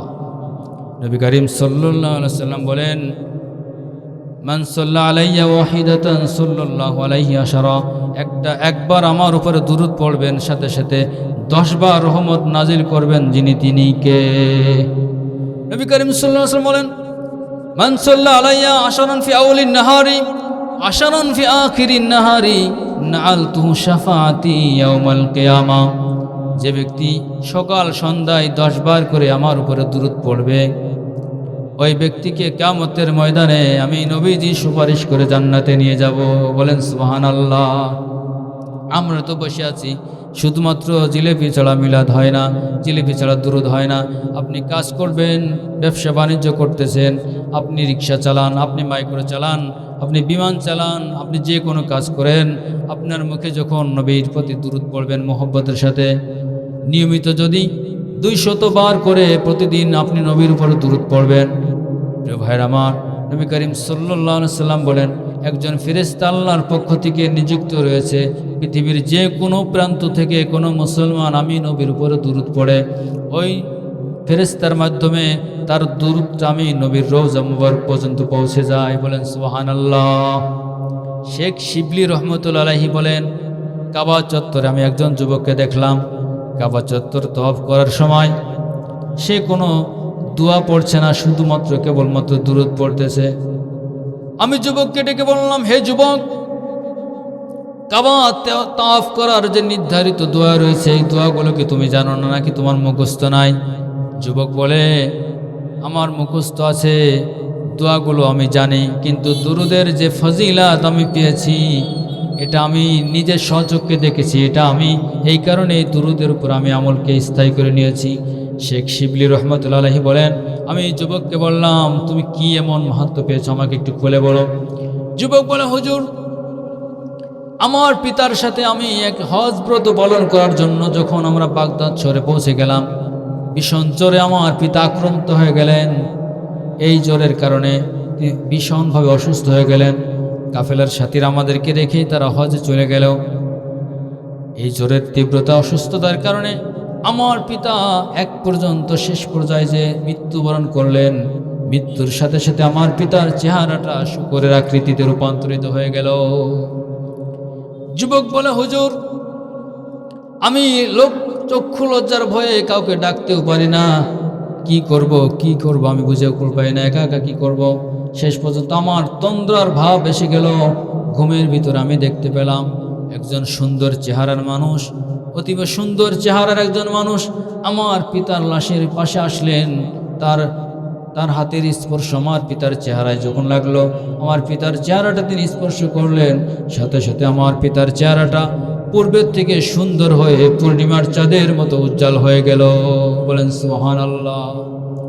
যুবক বলে আমি যখন জিজ্ঞেস করলাম এই বিপদের মুহূর্তে, কঠিন মুসিবতের সময় আপনি কে, আপনার পরিচয়টা একটু বলেন। নবী করিম সাল্লাল্লাহু আলাইহি ওয়াসাল্লাম বলেন আমি হলাম শেষ নবী, আমি হলাম শাফিউল মুজনাবিন, গুনাহগার উম্মতের সুপারিশকারী মুহাম্মাদুর রাসূলুল্লাহ সাল্লাল্লাহু আলাইহি ওয়াসাল্লাম বলেন আমি হলাম শেষ নবী মুহাম্মদ। তোমার পিতা আমার উপরে প্রতিদিন 200 বার করে দুরূদ পাঠ করে আর একজন ফেরেশতা আমার কাছে পৌঁছে দেয়। আজকে যখন আমার কাছে তোমার পিতার দুরূদ না গেল, আমি তখন ফেরেশতাকে জিজ্ঞাসা করলাম অমুকের ছেলে অমুকের দুরূদ এখন পর্যন্ত কেন আসলো না? ফেরেশতা বলে ওগো নবীজি, আপনার ওই উম্মত আজকে ভীষণ রোগে আক্রান্ত হয়ে ইন্তিকাল করেছে, সাথে সাথে এবং তার চেহারাটা এরকম আকৃতি পরিবর্তন হয়ে গিয়েছে। আমি শাফিউল মুজনাবিন, গুনাহগার উম্মতের সুপারিশকারী দয়ার নবী, আমি আর রওজায় থাকতে পারিনি। আমি তোমার পিতার মৃত্যুর সংবাদ শুনে তোমার পিতার কাছে চলে আসছি। প্রিয় ভাইয়ের আমার, যুবক বলে হুজুর, আমি ঘুম থেকে উঠে যখন দেখলাম আমি ঘুম থেকে উঠে আমি আমার পিতার চেহারার দিকে তাকিয়ে দেখি সত্যি সত্যি আমার পিতার চেহারাটা সুন্দর আকৃতিতে ঝলমল করতেছে। হুজুর শুধু তাই নয়, ফজরের দিকে যখন দেখলাম মানুষের সারি, লোকজন সারিবদ্ধ হয়ে আমার পিতার জানাজায় উপস্থিত হচ্ছে, আমি বললাম, ভাইয়ের আমার, আপনাদেরকে কে সংবাদ দিল? আমি তো কোনো মাইকে অ্যালাউন্স করে নাই, আমি তো কাউকে কোনো খবর দেই নাই, কীভাবে তোমরা জানতে পারলে এখানে আমার পিতার মৃত্যু হয়ে এই অবস্থায় আমি বসে আছি? ওই লোকগুলো বলল, হে যুবক, ফজরের সময় আকাশ থেকে গায়েবে আওয়াজ আসলো, কে চায় তার জীবনের গুনাহগুলো মাফ করাবে? কে চায় তার জীবনের গুনাহগুলো মাফ করে দিয়ে জান্নাতি মানুষ হয়ে যাবে? ওই ব্যক্তি যেন অমুকের জানাজায় শরীক হয়ে যায়। এই কারণে আমরা তোমার পিতার জানাজায় চলে আসছি। বলেন সুবহানাল্লাহ। শেখ শিবলি রহমতুল্লাহ আলাইহি বলেন, এ যুবক, তুমি দুরুদের যে মাহাত্ম্য পেয়েছ, তুমি এটাকে আঁকড়ে ধরো এবং নিয়মিত এটার উপর আমল করো। আজকে সময় পায় না, 5 মিনিটের জন্য মোবাইলটা নিয়ে বসে যায়, মোবাইল ঘাঁটতে ঘাঁটতে রাত 1টা-2টা বেজে যায়, কিন্তু ঘুমানোর সুযোগটুকু হয় না।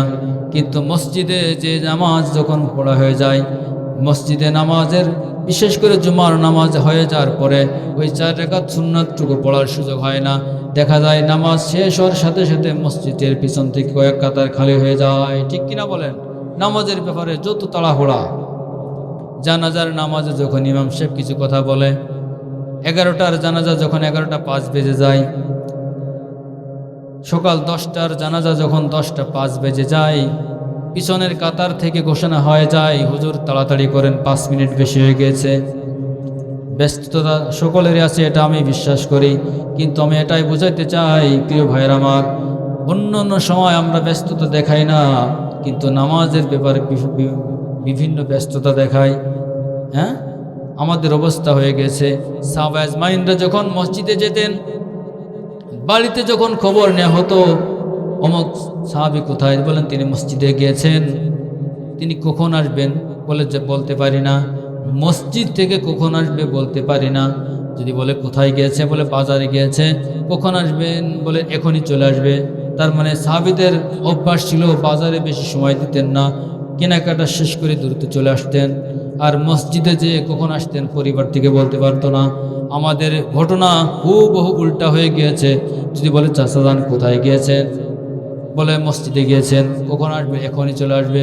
তো স্ত্রী জানে আমার স্বামী ফরজ নামাজ হয়ে গেলে সুন্নাতই পড়ে না, অথবা সুন্নাত পড়লেও এখনই চলে আসবে, উনি নফলের জন্য উনি 5 মিনিট দেরি মসজিদে করবেন না। আর যদি বলে চাচা যান কোথায় গিয়েছেন, বলে চাচা যান বাজারে গিয়েছেন, বলে কখন আসবে, বলে বলতে পারি না। কোনোদিন রাত 11টায় আসে, কোনোদিন 12টা আসে, কোনোদিন আসেই না। ঠিক কিনা বলেন? যদি বাজারটা কোনো কাদায় পাঠিয়ে দেয়, ওই দিন বাজার থেকে আসার আর টাইম ঠিক থাকে না। প্রিয় ভাইয়ের আমার, মুসলমানের ইমানদার, আজকে মসজিদে কাতারগুলো ফাঁকা। জুমার নামাজে যে লোকগুলো হয়, ওর অর্ধেক যদি বাংলাদেশের মুসলমান, ওই লোকগুলোর অর্ধেক যদি ফজরের নামাজেও হয়ে যায়, ওই দিন বুঝবেন পুরো বাংলাদেশ না, পৃথিবীতেও ইসলাম কায়েম করা সম্ভব। ঠিক কিনা বলেন? নিজের পরিবারের ভিতরে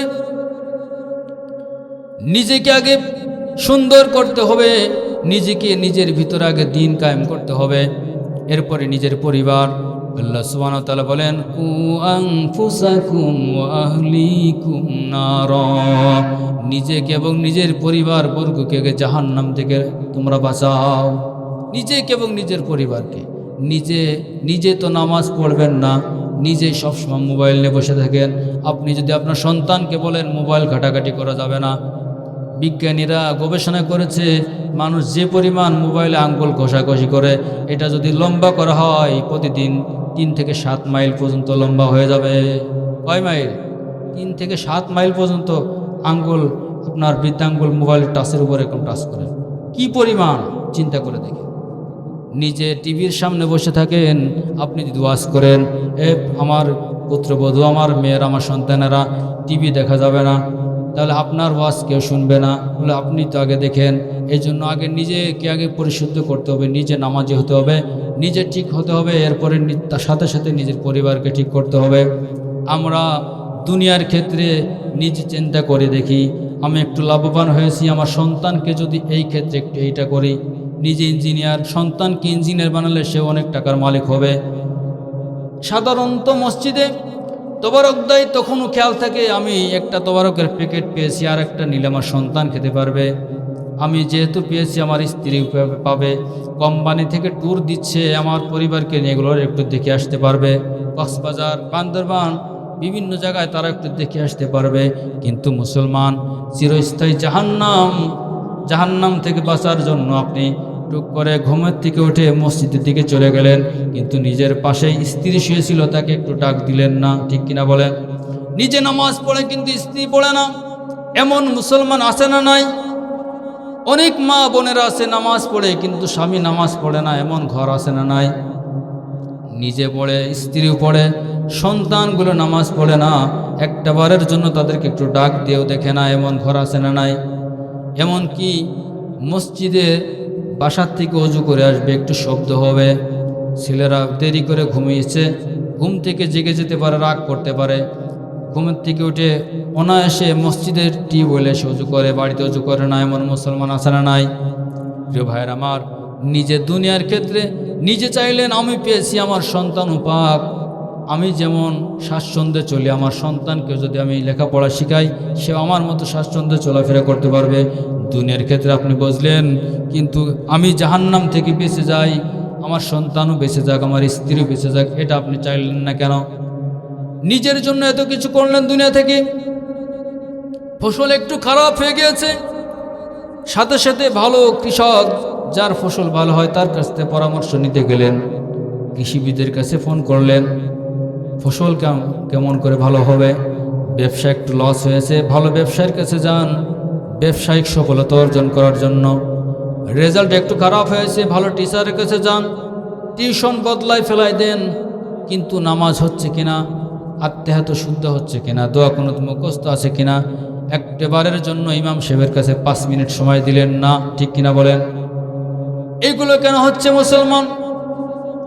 চিরস্থায়ী জান্নাত জাহান্নামের বন্দোবস্ত যেখানে রয়েছে, দিনের ক্ষণস্থায়ী জিন্দেগির জন্য এত কষ্ট করলেন, ফজরে 2 কিলোমিটার দূরে যে আপনার সন্তানকে ইংরেজি অঙ্ক পড়ানোর জন্য পাঠাচ্ছেন, হাজার হাজার টাকা ব্যয় করতেছেন, কিন্তু পাশের বাড়ির পাশেই মসজিদ, নিজের মহল্লায় মসজিদে ফজরের পরে ফ্রি কোরআন শিক্ষা দেওয়া হচ্ছে, ছোট ছোট বাচ্চারা কোরআন শিখতেছে, একটু সুযোগ তাকে দিলেন না কেন? কোরআন যখন আপনি শিখালেন, শুরু থেকে যদি কোরআন শিক্ষা দিতে পারেন, কোরআন শিখার পরে ডাক্তার হবে, ইঞ্জিনিয়ার হবে, জজ ব্যারিস্টার হবে, আর্মির বড় অফিসার হবে, কোনো সমস্যা নাই, কারণ তার কোরআন যার ভিতর রয়েছে, সে দুনিয়ার যত বড় ইঞ্জিনিয়ার হবে, ডাক্তার হবে, সে কোনোদিন নাস্তিক হতে পারবে না, ঠিক কিনা বলে?